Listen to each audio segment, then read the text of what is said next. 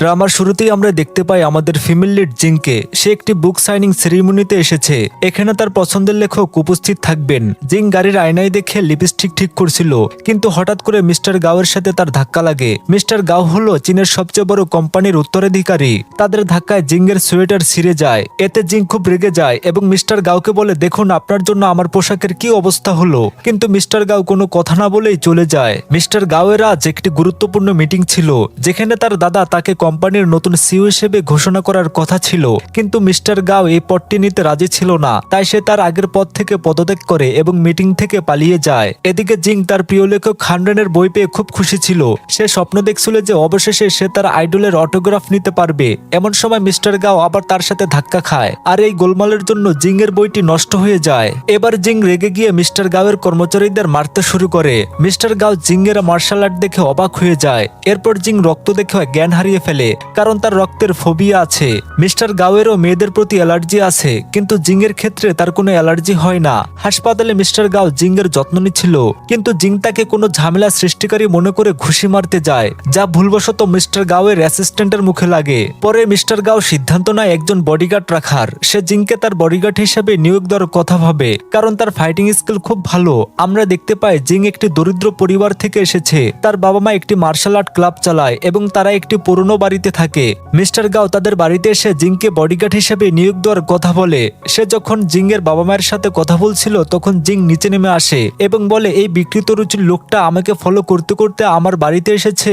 এটা শুনে জিং এর বাবা রেগে গিয়ে মিস্টার গাওকে চলে যেতে বলে। জিং মিস্টার গাওয়ের আনা সমস্ত উপহার ফেলে দেয় এবং তাকে বাড়ি থেকে বের করে দেয়। কিন্তু বাইরে মিস্টার গাওয়ের কর্মচারীরা তাকে খুঁজছিল, তাই মিস্টার গাও দ্রুত জিং এর বাড়িতে লুকিয়ে পড়ে। ঠিক একই সময়ে জিং চুল ধুচ্ছিল, কিন্তু হঠাৎ করে পানি চলে যায়। তখন মিস্টার গাও তাকে সাহায্য করতে যায়, কিন্তু জিং মনে করে তার মা তাকে সাহায্য করছে। যখন সে মিস্টার গাওকে দেখে, তখন তার সাথে মারামারি করতে আসে, কিন্তু পিছলে তার উপর পড়ে যায়। জিং এর বাবা মা এই দৃশ্য দেখে ফেলে। এরপর মিস্টার গাও তাদের পরিবারকে অনেক টাকা অফার করে এবং বলে, যদি আপনারা জিংকে আমার কাছে পাঠাতে না চান সমস্যা নেই, আমি আপনাদের বাড়িতে একটা রুম ভাড়া নেব। এটা শুনে জিং এর বাবা মা রাজি হয়ে যায়, কিন্তু মিস্টার গাও জিং এর রুমটি বেছে নেয়। ফলে তার বাবা মা তাদের নিজের মেয়েকে তার রুম থেকে বের করে দেয়। এরপর তারা একটি চুক্তির বিষয়ে আলোচনা করে, যেখানে মিস্টার গাও জিং এর জন্য কঠোর শর্ত রাখে। জিং এতে স্বাক্ষর করতে না চাইলেও তার বাবা মায়ের জন্য তাকে রাজি হতে হয়। তারপর মিস্টার গাও দেখে যে তার কোনো কার্ড কাজ করছে না, তাই সেই গ্রান্ট হিসেবে তার ব্র্যান্ডের দামি ঘড়িটি তাদের কাছে রেখে বলে, আমি কাল টাকা নিয়ে আসবো। কিন্তু পরে মিস্টার গাও বুঝতে পারে যে এই পরিবেশে মানিয়ে নেওয়া তার জন্য কঠিন হবে, কারণ জিং টুথপেস্টের শেষ ফোঁটা পর্যন্ত ব্যবহার করে, যা তাকে অবাক করে দেয়। পরের দিন সকালে 5:30টায় চারদিক থেকে অ্যালার্ম বাজতে শুরু করে, যা ইঙ্গিত দেয় যে ব্যায়ামের সময় হয়ে গেছে। মিস্টার গাওকেও ঘুম থেকে উঠতে হয়। এরপর সে জিংকে বললে, কার্ডটা ঠিক করার জন্য তোমাকে আমার সাথে একটা বিশেষ জায়গায় যেতে হবে। মিস্টার গাওয়ের কাছে কোনো নগদ টাকা ছিল না, তাই জিং তাকে বাসে তুলে দেয়। এটি তার প্রথম বাসের অভিজ্ঞতা, আর সে এতে বেশ অস্বস্তিতে পড়ে। জিং তাকে রক্ষা করে। বন্ধুরা, ছোট একটি বিজ্ঞাপনের পর আবার ড্রামাতে ফিরবো। প্রতি স্পিনে বোনাস। আমি জানি এটা অবিশ্বাস্য শোনাতে পারে, কিন্তু কিছু বিনামূল্যে নগদ অর্থ উপার্জন করা অনেক সহজ হয়ে গেছে এবং আমার অনুসারীরা ইতিমধ্যেই এটি করে ফেলেছে। ফাহিম, আজাদ, আবরার এবং হাসিবকে অনেক ধন্যবাদ। তারা এটি চেষ্টা করেছে এবং ইতিমধ্যেই জিতেছে। আপনিও এটি করতে পারেন। আমার বায়োতে থাকা লিঙ্কে ক্লিক করুন এবং ওয়ানএক্স প্ল্যাটফর্মে নিবন্ধন করুন। নিবন্ধন করার পরে ন্যূনতম 300 টাকা জমা করুন। উপহার বিভাগে যান এবং আমার প্রোমো কোডটি প্রবেশ করান। এরপরে আপনি তাৎক্ষণিকভাবে 50,000 থেকে 1 লক্ষ টাকা বোনাস পাবেন। আপনি বাজি ধরার পরে বিকাশ নগদ রকেট উপায়ের মাধ্যমে এই অর্থ আপনার ব্যাংক অ্যাকাউন্টে স্থানান্তর করতে পারেন। আপনি কিসের জন্য অপেক্ষা করছেন? লিঙ্কটি আমার বায়োতে আছে, এখনই ক্লিক করুন, নিবন্ধন করুন, জমা করুন এবং জিততে শুরু করুন। কারো সাহায্যের প্রয়োজন হলে 1x 24/7 গ্রাহক সহায়তা প্রদান করে এবং যে কেউ 50,000 থেকে 1 লক্ষ টাকার পুরস্কার জিতবে। আমাকে ডিএমএ একটি স্ক্রিনশট পাঠান এবং আমি ব্যক্তিগতভাবে আপনাকে অভিনন্দন জানাবো। বন্ধুরা, এখন ড্রামাতে চলে যায়। এরপর তারা গন্তব্যে পৌঁছায় এবং মিস্টার গাও জিংকে বলে, আমার কোড ব্যবহার করে টাকা তুলে নাও। জিং যখন তার ব্যালেন্স দেখে, তখন সে অবাক হয়ে যায়। সে কখনো ভাবেনি যে তার এত টাকা থাকতে পারে। সে ভাবে সে অবশ্যই কোনো দুর্নীতিবাজ লোক, যে চুরি করে টাকা নিয়ে পালিয়ে এসে আমাদের বাড়িতে আশ্রয় নিয়েছে। এরপর সে ফিরে আসার সাথে সাথে মিস্টার গাওকে আক্রমণ করে এবং তার রক্ত দেখে আবার জ্ঞান হারিয়ে ফেলে। পরের দৃশ্যে মিস্টার গাওয়ের সেক্রেটারি মিস বাই তার সাথে দেখা করতে আসে। সে তাকে একটি নতুন ফোন দেয় এবং সাহায্য করে। মিস্টার গাও বলে, দাদা, অন্য কাউকে সিইও হিসেবে ঘোষণা না করা পর্যন্ত আমি লুকিয়ে থাকবো। জিং তার বাবা মার কাছে গিয়ে আবার তাদের উত্তেজিত করে তোলে এবং বলে সে একজন বিকৃত রুচির লোক এবং এমনকি দুর্নীতিবাজও। তার বাবা মা লাঠি হাতে তাকে মারতে প্রস্তুত হয়, কিন্তু তারা শুনতে শুনতে পায় যে সে গাও গ্রুপের একমাত্র উত্তরাধিকারী। এটা শুনে তারা খুব খুশি হয়ে যায় এবং তার সাথে খুব ভালো ব্যবহার করতে শুরু করে। তারা এমনকি তার রুমটি তার পছন্দ মতো সাজাতে শুরু করে। মিস্টার গাও গোলাপি রং অপছন্দ করে, তাই তারা রুম থেকে সব গোলাপি জিনিস সরিয়ে ফেলে। যখন মিস্টার গাও একটি ল্যাপটপ চায়, তার মা তখনই জিংয়ের ল্যাপটপটি তাকে দিয়ে দেয়। তবে সে ভুলবশত জিংয়ের খুব প্রিয় একটি খেলনা ভেঙে ফেলে। মিস্টার গাও বলে আমি এর দাম দেব, কিন্তু জিং বিরক্ত হয়ে বলে সবকিছু টাকা দিয়ে কেনা যায় না, কবে তুমি এটা বুঝবে। এরপর সে জিংকে নির্দেশ দিতে শুরু করে। সে নির্দিষ্ট তাপমাত্রার পানি চায় যা বজায় রাখা কঠিন, হয় এটা খুব ঠান্ডা থাকে নয়তো একটু গরম। পরে জিংয়ের ল্যাপটপের মাধ্যমে সে বুঝতে পারে যে খেলনাটি তার জন্য কতটা গুরুত্বপূর্ণ ছিল। তাই সে তার জন্য একটি নোট রেখে যায় যেখানে লেখা ছিল আমি যে কোনো উপায়ে ক্ষতিপূরণ দিতে প্রস্তুত। আমি এখন বুঝতে পারছি যে এটি খুব গুরুত্বপূর্ণ ছিল। পরের রাতে জিং ভুলবশত বাথরুম থেকে ফিরে মিস্টার গাওয়ের রুমে চলে আসে। আর যখন সে তাকে জাগিয়ে তোলে তখন সে তাকে বকা দেয়, আমি জানতাম তুমি একজন বিকৃত রুচির লোক, তুমি আমার রুমে কি করছো। পরের দিন জিংয়ের প্রিয় লেখক যার প্রতি তার দুর্বলতা ছিল সে তার সাথে দেখা করতে আসে। তাকে দেখে জিং লাজুক হয়ে যায়, যা মিস্টার গাও লক্ষ্য করে। হান্ড্রেড মিস্টার গাওয়ের সাথে হ্যান্ডশেক করতে চেষ্টা করে, কিন্তু সে তাতে পাত্তা দেয় না। জিং খুব খুশি হয়ে যায় যে বইটি সে গতবার নিতে পারেনি সে বইটি তার প্রিয় লেখক হান্ড্রেড নিজেই তাকে দিচ্ছে। হান্ড্রেড চলে যাওয়ার পর মিস্টার গাও জিংকে বলে তুমি তাকে পছন্দ করো তাই না, আর তুমি কখনো কারোর সাথে ডেট করোনি। সে উত্তর দেয় অনেকেই আমাকে পছন্দ করে, অনেকেই প্রস্তাব দিয়েছে, কিন্তু হান্ড্রেড নিয়ে আমার হৃদয়ে স্থান করে নিয়েছে। মিস্টার গাও বলে তুমি তাকে ভালোবাসতে পারো, কিন্তু সে তোমার জন্য কিছু অনুভব করে না, আমি তার চোখে তা দেখতে পাচ্ছি। মিস্টার গাও একটি স্পিকার ইনস্টল করে এবং মাইক্রোফোন ব্যবহার করে ক্রমাগত জিংকে ছোট ছোট কাজের জন্য ডাকতে থাকে। যদি তার রুমে একটি তেলাপোকা আসে সে জিংকে ডাকে, যদি সে পানি চায় বা যদি একটি মশা আসে অথবা যদি তার জানালা বন্ধ করার প্রয়োজন হয় সে জিংকে দিয়ে এইসব ছোট ছোট কাজ করিয়ে নেয়। এসবের কারণে জিং খুব চাপে পড়ে যায় এবং তার প্রিয় বন্ধু এমির সাথে দেখা করতে যায়। এমি তাকে বলে সে তোমার কাছাকাছি থাকার চেষ্টা করছে তাই সে এসব করছে, দেখবে একদিন সে তোমাকে পোশাকও কিনে দেবে এবং তোমাকে শপিংও নিয়ে যাবে। এদিকে মিস্টার গাও জিংয়ের জন্য তার গাড়িতে অপেক্ষা করছিল, কারণ সে তাকে একটি প্রদর্শনীতে নিয়ে যাওয়ার পরিকল্পনা করছিল। সে তাকে বলে প্রথমে চলো শপিং এ যায়। এটা শুনে জিং একজন ধনী লোকের সাথে শপিং করার স্বপ্ন দেখতে শুরু করে, কিন্তু মিস্টার গাও তাকে বলে আমি একজন সাধারণ মানুষের মতো পোশাক পরতে চাই, তাই আমাকে একটি সস্তা বাজারে নিয়ে চলো। জিং তাকে এমন একটি জায়গায় নিয়ে যায় যেখানে মিস্টার গাও খুব অস্বস্তি অনুভব করে, কারণ সে আগে কখনো এমন জায়গায় যায়নি। যখন সে সাধারণ পোশাকে বাইরে আসে তখন তাকে আরো সুদর্শন দেখায়। একজন কাকিমা তাকে জিংয়ের বয়ফ্রেন্ড ভেবে ভুল করে, যা মিস্টার গাও বলে এটা তোমার জন্য সম্মানের যে লোকেরা তোমাকে আমার গার্লফ্রেন্ড ভাবে। এরপর মিস্টার গাও তাকে একটি হাই এন্ড মলে নিয়ে যায় এবং তাকে দামি পোশাক কিনে দেয়। সে বেশ কয়েকটি পোশাক ট্রাই করে এবং যখন সে হিল পরে হাঁটতে সংগ্রাম করছিল তখন মিস্টার গাও তাকে মিষ্টি মনে করে। তবে জিং পোশাকটি নিতে অস্বীকার করে কারণ এটি খুব দামি ছিল, কিন্তু মিস্টার গাও জোর দেয় তুমি আজ আমার সাথে প্রদর্শনীতে যাচ্ছ, তাই আমি যা বেছে দেব সেটাই পরবে। তারা প্রদর্শনীতে যাওয়ার পথে জিং হিল পরে দাঁড়াতে সংগ্রাম করছিল এবং ভারসাম্য রক্ষার জন্য মিস্টার গাওয়ের হাত ধরে ফেলে। প্রদর্শনীতে মিস্টার গাও একটি ভাস্কর্য নিবিষ্টভাবে দেখছিল এবং জিং মন্তব্য করে এর মধ্যে এতে বিশেষ কি আছে,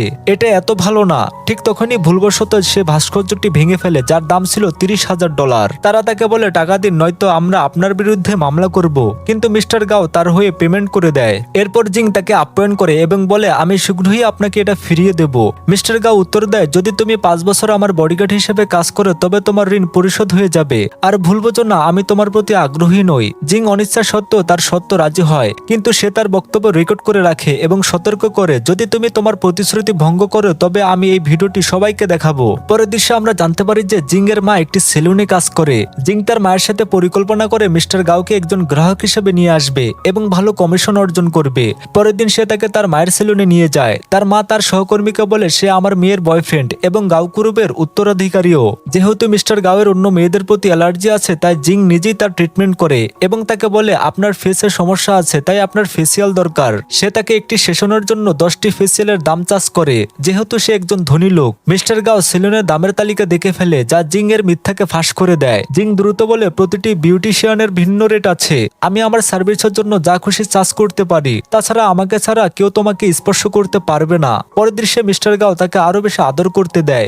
সে মেসেজ নেয় এবং তারপর তাকে জিজ্ঞাসা করে তোমাকে আমাকে খাওয়াতেও হবে। পরে যখন জিং বাজার করে বাড়ি ফিরছিল তখন সে তার প্রিয় হান্ড্রেনকে তার বাড়ির সামনে দেখতে পায়, কিন্তু হান্ড্রেনকে দেখি মিস্টার গাওয়ের মেজাজ খারাপ হয়ে যায়। হান্ড্রেন জিংকে তার ব্যাগে বসিয়ে লিফট অফার করে, কিন্তু মিস্টার গাও তাকে ডিউটির জন্য ডাকে এবং বলে যাও এখনই আমাকে কফি এনে দাও। তবে জিং এর পরিবারের সদস্যরা হান্ড্রেনকে দেখে খুব খুশি হয় কারণ সে তাদের পুরনো ছাত্র ছিল।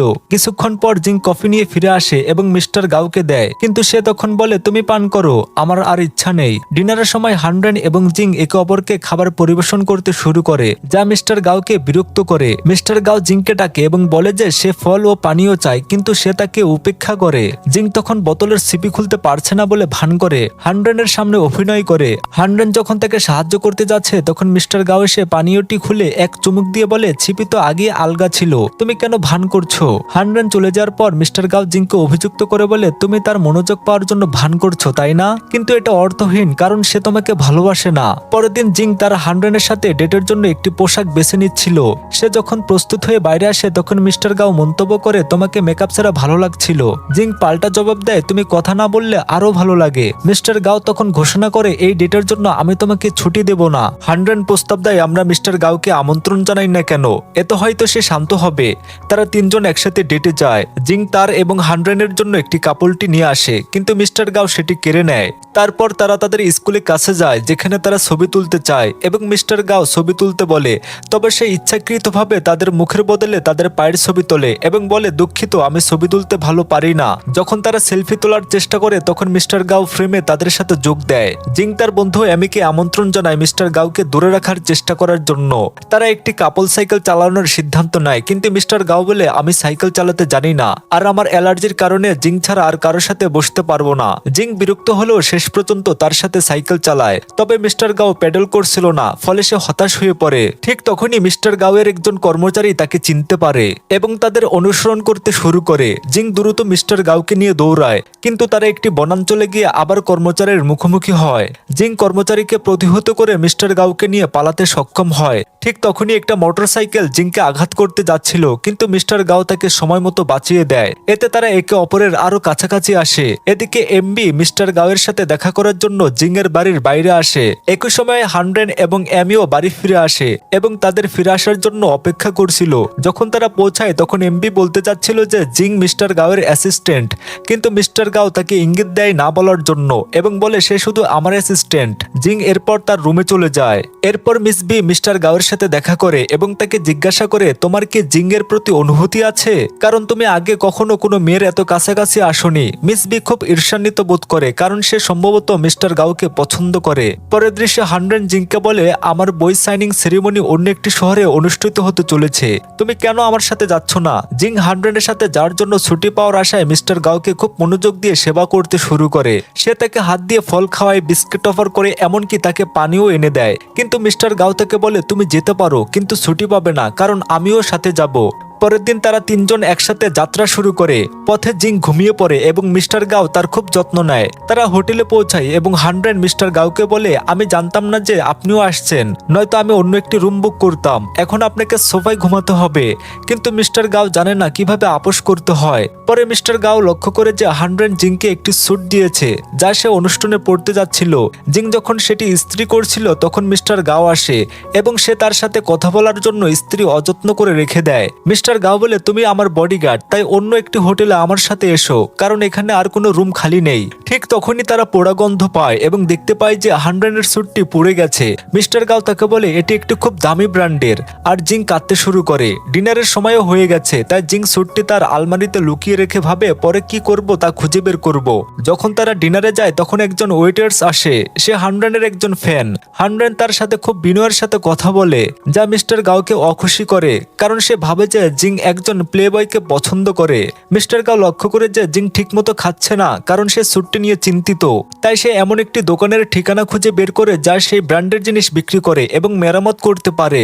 সে তাকে ঠিকানাটি পাঠায়। এটা দেখে জিং খুব খুশি হয়, তাকে ধন্যবাদ জানায় এবং বলে আপনি বিশ্বের সেরা বস।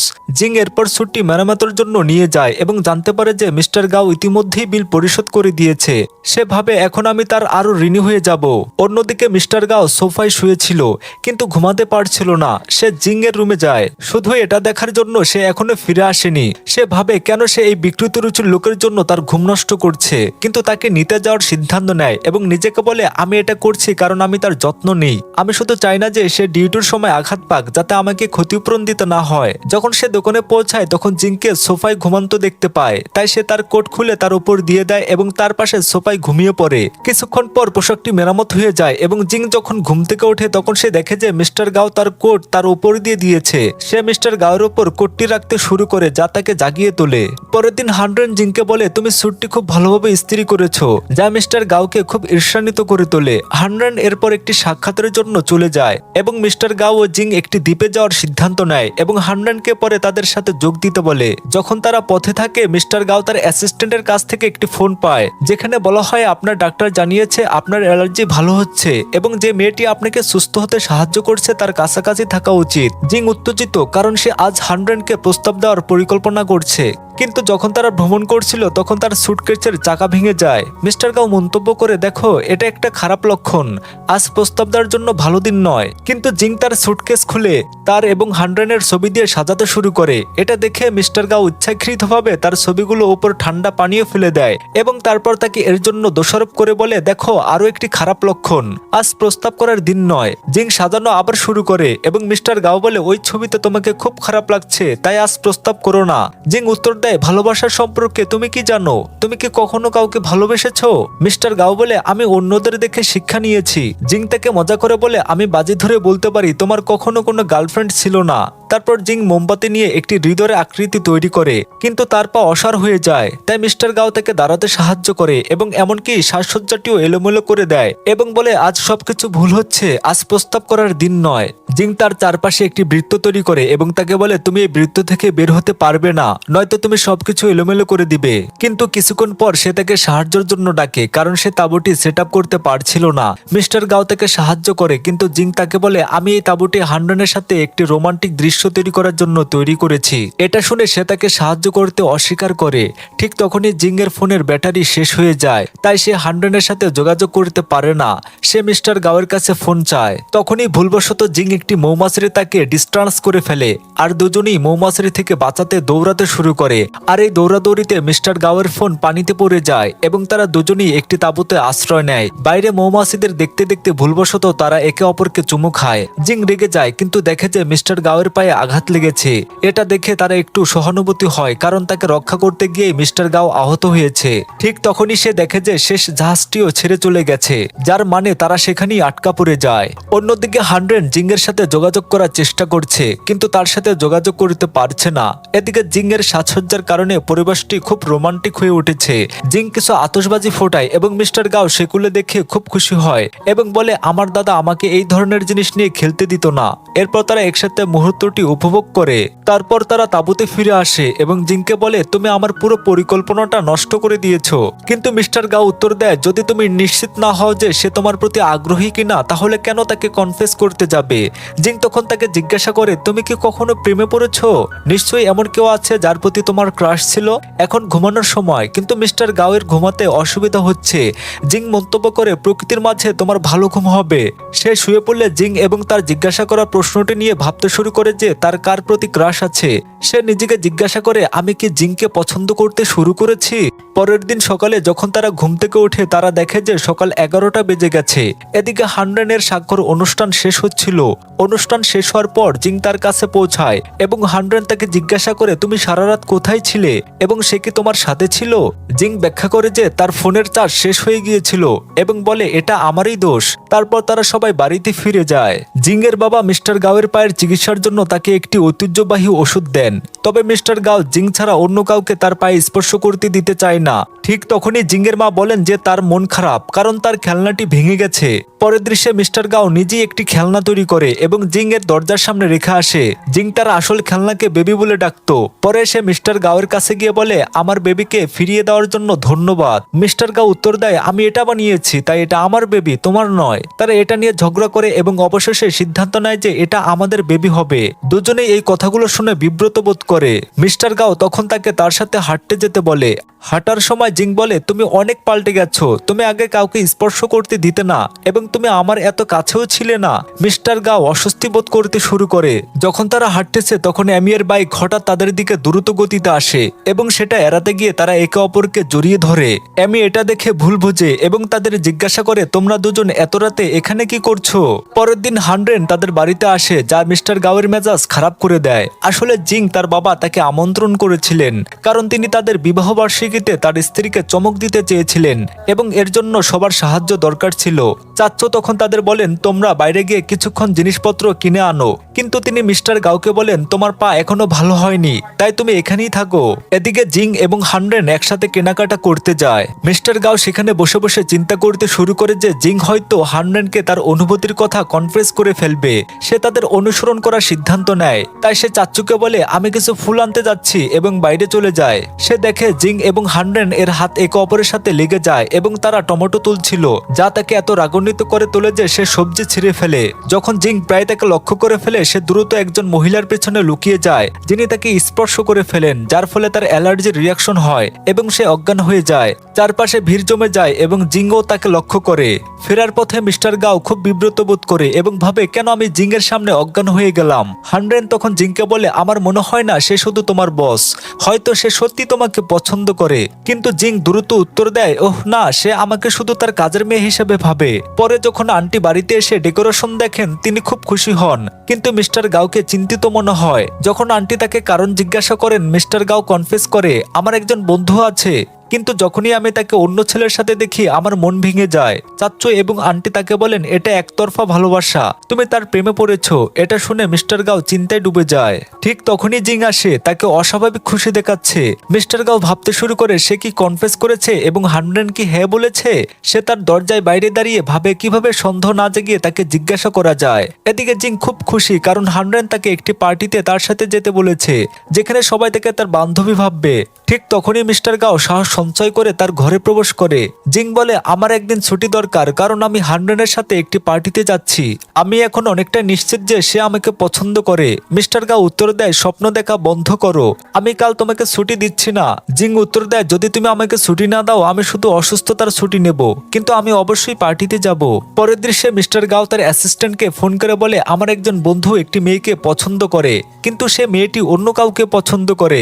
আমার বন্ধুটির কি করা উচিত? তার অ্যাসিস্ট্যান্ট শিয়া উত্তর দেয়, আমি জানি সে বন্ধুটি তুমি, এবং তুমি যে মেয়েটির কথা বলছো সে জিং। তার পছন্দগুলো বোঝার চেষ্টা করো এবং তাকে বোঝাও যে তুমিও মিষ্টি। এরপরে মিস্টার গাও জিংকে একটি ফাইট ক্লাবে নিয়ে যায়, কারণ সে মার্শাল আর্ট পছন্দ করে। তারা অনুশীলন শুরু করে এবং জিং তাকে বেশ মারধর করে। পরের দৃশ্যে মিস্টার গাও শিয়াকে বকা দেয় এবং বলে, তুমি আমাকে এমন বাজে বুদ্ধি দিয়েছিলে, তোমার জন্য আমাকে মার খেতে হয়েছে। শিয়া উত্তর দেয়, আমি তো তোমাকে ফাইট ক্লাবে গিয়ে মার খেতে বলিনি। পরে মিস্টার গাও জিংকে একটি উল্কাপিণ্ডের বৃষ্টি নিয়ে খবর দেখতে দেখে। সে বলে, আমি উল্কাপিণ্ডের বৃষ্টি খুব ভালোবাসি এবং হানরেনের সাথে এটি দেখতে চাই। কিন্তু হানরেন জিংকে একটি নির্দিষ্ট জায়গায় তার সাথে দেখা করতে বলে। এরপর মিস্টার গাও ভালোভাবে পোশাক পরে এবং জিংকে ভালো পোশাক পরে তার সাথে সেই জায়গায় দেখা করতে বলে। সে তাড়াতাড়ি পৌঁছে একটি টেলিস্কোপ সেট করে তার জন্য অপেক্ষা করে। ঠিক তখনই একটি মেয়ে তার কাছে আসে, কিন্তু যখন সে বুঝতে পারে যে এটি জিং নয় বরং অন্য কেউ তার সাথে ফ্লিট করছে, তখন তার উত্তেজনা স্লান হয়ে যায়। গাও সেখানে 2 ঘন্টা অপেক্ষা করে, কিন্তু জিং আসে না। বৃষ্টি শুরু হয়, তাই সে জিং এর কাছে ছুটে যায় এবং রাগান্বিতভাবে জিজ্ঞাসা করে, তুমি কেন আসোনি? সেই মুহূর্তে তার অ্যাসিস্ট্যান্ট শিয়া আসে এবং সবাই জানতে পারে যে শিয়া এমির প্রেমিক। এরপর তারা 4 জন একসাথে রাতের খাবার খেতে বসে, যেখানে 2টি কেক পরিবেশন করা হয় এবং এমি ও জিং তাদের কেক অদল বদল করে। এমির কেকে একটি নেকলেস ছিল, যা সে ভেবেছিল তার প্রেমিক শিয়া দিয়েছে, কিন্তু আসলে মিস্টার গাও সেটি জিং এর জন্য রেখেছিল। জিং এটি দেখে ভেবে, ইস, যদি কেউ আমাকে এমন একটি সারপ্রাইজ দিত। যখন জিং বাড়িতে পৌঁছায়, তার মা তাকে বলেন যে মিস্টার গাও একটি টেলিস্কোপ অর্ডার করেছিল, যা একজন এই মাত্র বাড়িতে পৌঁছে দিয়েছে। এটা শুনে জিং বুঝতে পারে যে সে তার সাথে উল্কাপিণ্ডের বৃষ্টি দেখতে চেয়েছিল। যখন মিস্টার গাও আসে, সে তাকে ধন্যবাদ জানায়, কিন্তু সে তাকে অপেক্ষা করে চলে যায়। পরের দিন সকালে যখন গাও ঘুম থেকে উঠে, সে দেখে যে জিং তার জন্য ওষুধ এবং চা রেখে গেছে, যা দেখে সে খুশি হয়। কিন্তু যখন সে জিংকে হানরেনের সাথে পার্টিতে যাওয়ার জন্য উত্তেজিতভাবে প্রস্তুত হতে দেখে, তখন তার মেজাজ খারাপ হয়ে যায়। সে তাকে সতর্ক করে বলে, তুমি যাই করো না কেন, হানরেন তোমাকে সেভাবে দেখবে না। তারপর গাও শিয়াকে ফোন করে বলে, যে কোনো মূল্যে আমাকে সেই পার্টির আমন্ত্রণ এনে দাও। পরের দৃশ্যে জিং হানরেনের সাথে পার্টিতে পৌঁছায় এবং এর কিছুক্ষণ পরই মিস্টার গাও তার সেক্রেটারি বাইয়ের সাথে আসে। জিং হানরেনের সাথে খুব আনন্দ করছিল। তখন কিছু লোক হানরেনের কাছে এসে বলে, তোমার বান্ধবী খুব মিষ্টি, কিন্তু হানরেন উত্তর দেয়, সে আমার বান্ধবী নয়, সে আমার ছোট বোনের মতো। এটা শুনে জিং খুব খুব বিব্রত বোধ করে। মিস্টার গাও এগিয়ে আসে এবং বলে সে তার বান্ধবী হতে পারে না, কারণ আমি তাকে অনুসরণ করছি। জিং ভাবে যে সে তাকে শুধু বিব্রতকর পরিস্থিতি থেকে বাঁচানোর চেষ্টা করছে। তারা একসাথে নাচতে শুরু করে, যদিও জিং নাচতে জানে না। গাও তাকে বলে আজ আমি তোমার পার্টনার, তাই শুধু আমার দিকে মনোযোগ দাও। পরের দৃশ্যে হানডেন গাওকে বলে তুমি যদি সত্যি তার প্রতি অনুভূতি রাখো তবেই তার কাছে যেও, জিংকে কষ্ট দিও না। গাও উত্তর দেয় তুমি একবার তাকে কষ্ট দিয়েছো এবং এখন আমি তাকে পছন্দ করি, আমি অন্য কাউকে তাকে কষ্ট দিতে দেব না। আর শোনো, তার সামনে এসো না, তোমাকে দেখলে সে শুধু বিব্রত বোধ করে। এরপর মিস বাই যিনি পার্টি থেকে ফিরছিলেন তার গাড়ির ব্যবস্থা করতে সমস্যা হচ্ছিল। সেই মুহূর্তে হানডেন পাশ দিয়ে যাচ্ছিল এবং তাকে লিফট দেয়। অন্যদিকে জিং খুব মন খারাপ ছিল, সে একা থাকতে চায় এবং রাগান্বিতভাবে বলে আমার পিছু নিও না। কিন্তু মিস্টার গাও তার কথা শোনে না এবং তাকে তার কোট দেয়, কারণ বাইরে খুব ঠান্ডা ছিল। তারপর তারা দুজনেই একটি রেস্টুরেন্টে যায় যেখানে জিং খাওয়ার পরিবর্তে প্রচুর মদ পান করে, যার ফলে সে মাতাল হয়ে যায়। সে বলতে শুরু করে আমি খুব সুন্দর লিপস্টিক পরেছিলাম, এত সুন্দর পোশাক এবং হিলও পরেছিলাম, কিন্তু হানডেন কিছুই পছন্দ করলো না। আমি কি এতই কুৎসিত? এটা বলতে বলতে সে কাঁদতে শুরু করে। ঠিক তখনই মিস্টার গাও একটি ছবি তোলে এবং বলে হানডেনের সামনে তুমি সবসময় অভিনয় করো, কিন্তু বাস্তবে তোমাকে খুব সুন্দর লাগে। তারপর সে তাকে রেস্টুরেন্টের থেকে বাইরে নিয়ে আসে। তার হাই হিল থাকার কারণে সে হাঁটতে পারছিল না, তাই সে তার হিল খুলে তাকে কোলে তুলে নেয়। তবে জিং বলে আমি এখানে পার্কে থাকতে চাই, তাই সে তাকে সেখানে থাকতে দেয় এবং তার জন্য স্লিপার নিয়ে আসে। এরপর তারা দুজনেই পার্কে একসাথে মজা করে, কিন্তু সে আবার কাঁদতে শুরু করে। যখন মিস্টার গাও তাকে বোঝার চেষ্টা করে সে ফুপিয়ে ফুপিয়ে কাঁদে, তুমি আমাকে কেন বকা দিচ্ছ? এরপর তাকে বাড়িতে নিয়ে যেতে তার খুব কষ্ট হয়, কিন্তু সে সবার দরজায় কড়া নাড়তে শুরু করে, যার ফলে সব প্রতিবেশীরা সেখানে জড়ো হয়। এরপর বাড়িতে পৌঁছানোর পর তার মা তার যত্ন নেয় এবং মিস্টার গাও তার ঘরের বাইরে অপেক্ষা করে। একটু পরে জিংয়ের ঘর থেকে আওয়াজ আসতে শুরু করে। সে গিয়ে দেখে যে জিংয়ের ঘরে অনেকগুলো ব্ল্যান্ড বক্স ভেঙে গেছে, যা তাকে আরো বেশি কাঁদায়। সে তার অ্যাসিস্ট্যান্টকে ফোন করে এবং বলে কাল আমার অনেক ব্লাইন্ড বক্স দরকার। এরপর সে যখন ফিরে আসে জিং নিখোঁজ। পরের দিন সকালে যখন জিং ঘুম থেকে উঠে সে দেখে যে একটি আলমারিতে লুকিয়ে ঘুমাচ্ছে। কিভাবে সে সেখানে গিয়েছিল তার মনে নেই, কিন্তু সে বুঝতে পারে যে সে মিস্টার গাওয়ের ঘরে আছে। যখন সে নিচের তলায় আসে তার মা তার উপর রেগে আছে এবং জিজ্ঞাসা করে গতকাল তুমি কি করেছো, কারণ মিস্টার গাওয়ের শার্টে লিপস্টিকের দাগ আছে। তখন মিস্টার গাও বলে চিন্তা করো না, আমি শার্টটি ধুয়ে দেব। সে তাকে গত রাতে কি ঘটেছিল তা মনে করিয়ে দেওয়ার চেষ্টা করে, কিন্তু তার কিছুই মনে নেই। এরপর সে বলে গত রাতের পার্টিতে কি হয়েছিল তা তোমার মনে রাখা উচিত। আমি তোমাকে সত্যি করে বলেছিলাম যে আমি তোমাকে সত্যি পছন্দ করি। গত রাতে তুমি আমার সাথে কি করেছিলে মনে আছে? এখন ফ্ল্যাশব্যাকে দেখানো হয় যে যখন মিস্টার গাও জিংকে খুঁজছিল সে তাকে তার আলমারিতে লুকিয়ে থাকতে দেখে এবং সে বলে আমি তোমার জন্য একটি ব্লাইন্ড বক্সের উপহার। তখন মিস্টার গাও জিজ্ঞাসা করে তুমি কি জানো আমি কে? জিং বলে হ্যাঁ তুমি মিস্টার গাও, এবং এটা বলতে বলতে সে তাকে চুমু খেতে শুরু করে, যার ফলে তার শার্টে দাগ পড়ে যায়। তারপর সে সেখানেই ঘুমিয়ে পড়ে। এই সব শোনার পর জিং অস্বস্তি বোধ করে এবং দৌড়ে চলে যায়। মিস্টার গাও তার শার্টের দাগের দিকে তাকাতে শুরু করে। যখন সে বাইরে যায় সব প্রতিবেশীরা তাকে গতরাতে মদ পান করার পর সে কি কি করেছিল তা বলতে শুরু করে। ঠিক তখনই তার বন্ধু এমি আসে এবং তার জন্য অনেক ব্লাইন্ড বক্স নিয়ে আসে এবং তাকে বলে মিস্টার গাও এসব তোমার জন্য অর্ডার করেছিল। এরপর সে মিস্টার গাওয়ের কাছে যায় এবং বলে ওহ তুমি আমাকে অনুসরণ করার চেষ্টা করছো, কারণ তুমি আমাকে ছাড়া এই পৃথিবীতে অন্য কাউকে স্পর্শ করতে পারো না, কিন্তু আমার অনেক অপশন আছে তাই আমি তোমাকে গ্রহণ করব না। এরপর উত্তরে মিস্টার গাও বলে এটা সত্যি নয়, আমি তোমাকে আমার সর্বান্তকরণে ভালোবাসি, কিন্তু জিং তাকে এড়িয়ে চলে যায়। এরপর সে তার বন্ধু এমের কাছে যায় যেখানে গাওয়ের অ্যাসিস্ট্যান্ট শিয়াও আসে এবং জিংকে বলে মিস্টার গাও তোমাকে সত্যি ভালোবাসে, সে তোমাকে ফাইট ক্লাবে নিয়ে গিয়েছিল এবং এমনকি তোমাকে উল্কাপিণ্ডের বৃষ্টি দেখানোরও পরিকল্পনা করেছিল। আসলে সে গতরাতে তোমার জন্য সেই ডিনার বুক করেছিল। এটা শুনে আমি জিজ্ঞাসা করে এর মানে কি, এই নেকলেসটা আমার জন্য ছিল না? এদিকে জিং তার ফোন বাড়িতে ভুলে রেখে এসেছে এবং হানড্রেন তাকে ফোন করায় সেটি বাজতে শুরু করে। মিস্টার গাও ফোন তোলে। হানড্রেন বলে জিং কাল ফাইল নিয়ে আমার স্টুডিওতে আসবে, তুমিও তার সাথে আসতে পারো। এরপর যখন জিং রেস্টুরেন্ট থেকে ফিরছিল সে মিস্টার গাওয়ের সাথে ধাক্কা খায়। যখন তারা দুজনেই পাড়ায় পৌঁছায় লোকেরা বলতে শুরু করে যে তাদের দুজনকে একসাথে খুব সুন্দর জুটি দেখাচ্ছে। পরের দিন তারা দুজনই হানড্রেনের স্টুডিওতে যায়। লিফটের জন্য অপেক্ষা করার সময় মিস্টার গাও দেখে যে তার দাদা তার কিছু কর্মচারীর সাথে সেখানে এসেছেন, তাই সে দ্রুত তার স্কার্ফ নিয়ে নিজেকে ঢেকে ফেলে, কিন্তু তার দাদা তাকে লক্ষ্য করে ফেলে। তাই সে দ্রুত হানড্রেনের কাছে ছুটে যায় এবং স্কার্ফ পরা অবস্থায় বলে আমি রোদে পোড়া এড়াতে সাথে এটা করেছি। এদিকে জিং হানড্রেনের সাথে একা কথা বলার জন্য ভেতরে যায়। মিস্টার গাও বাইরে থেকে তাদের কথোপকথন শোনার জন্য খুব চেষ্টা করছিল।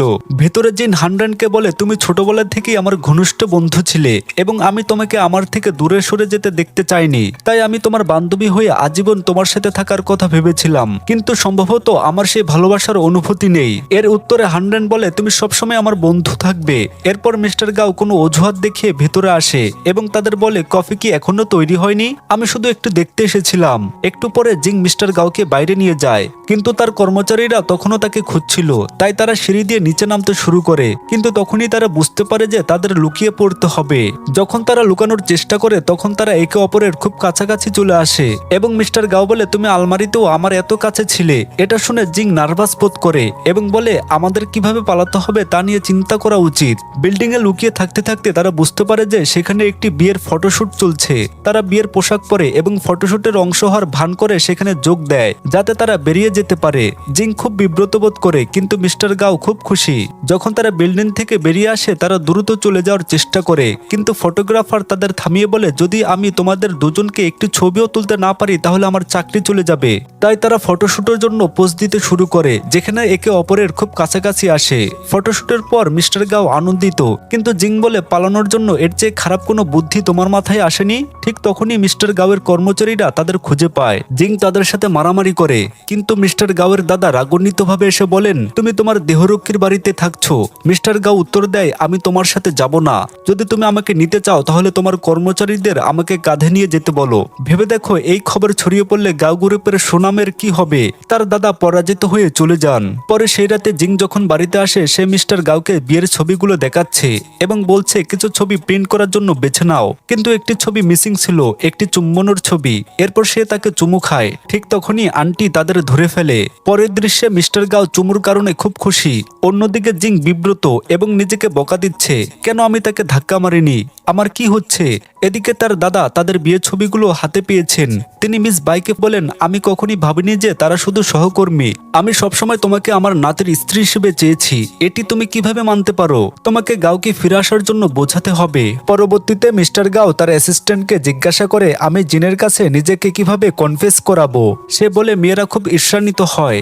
এই ধারণাটি পছন্দ করে মিস্টার গাও বলে, আমার একজন পুরনো ক্লাসমেট মিনসিও আছে যে আমাকে তার ব্যবসায় বিনিয়োগের জন্য বলছিল, চলো একটা মিটিং করি এবং জিংকেও সাথে নিয়ে যাব।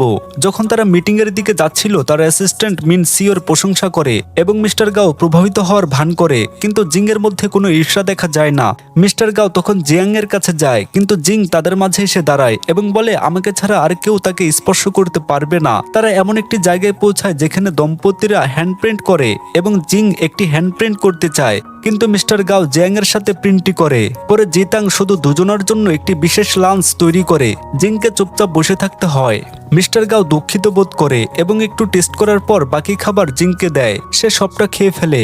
ফেরার পথে জিং বলে, কেউ তোমার কাছে আসবে না কারণ তুমি কাউকে স্পর্শ করতে দাও না। মিস্টার গাও লক্ষ্য করে যে সে সামান্য ঈর্ষান্বিত হয়নি, তাই সে তার অ্যাসিস্ট্যান্টের ওপর রাগ ঝরে এবং বলে, তোমার পরিকল্পনা ইউজলেস ছিল।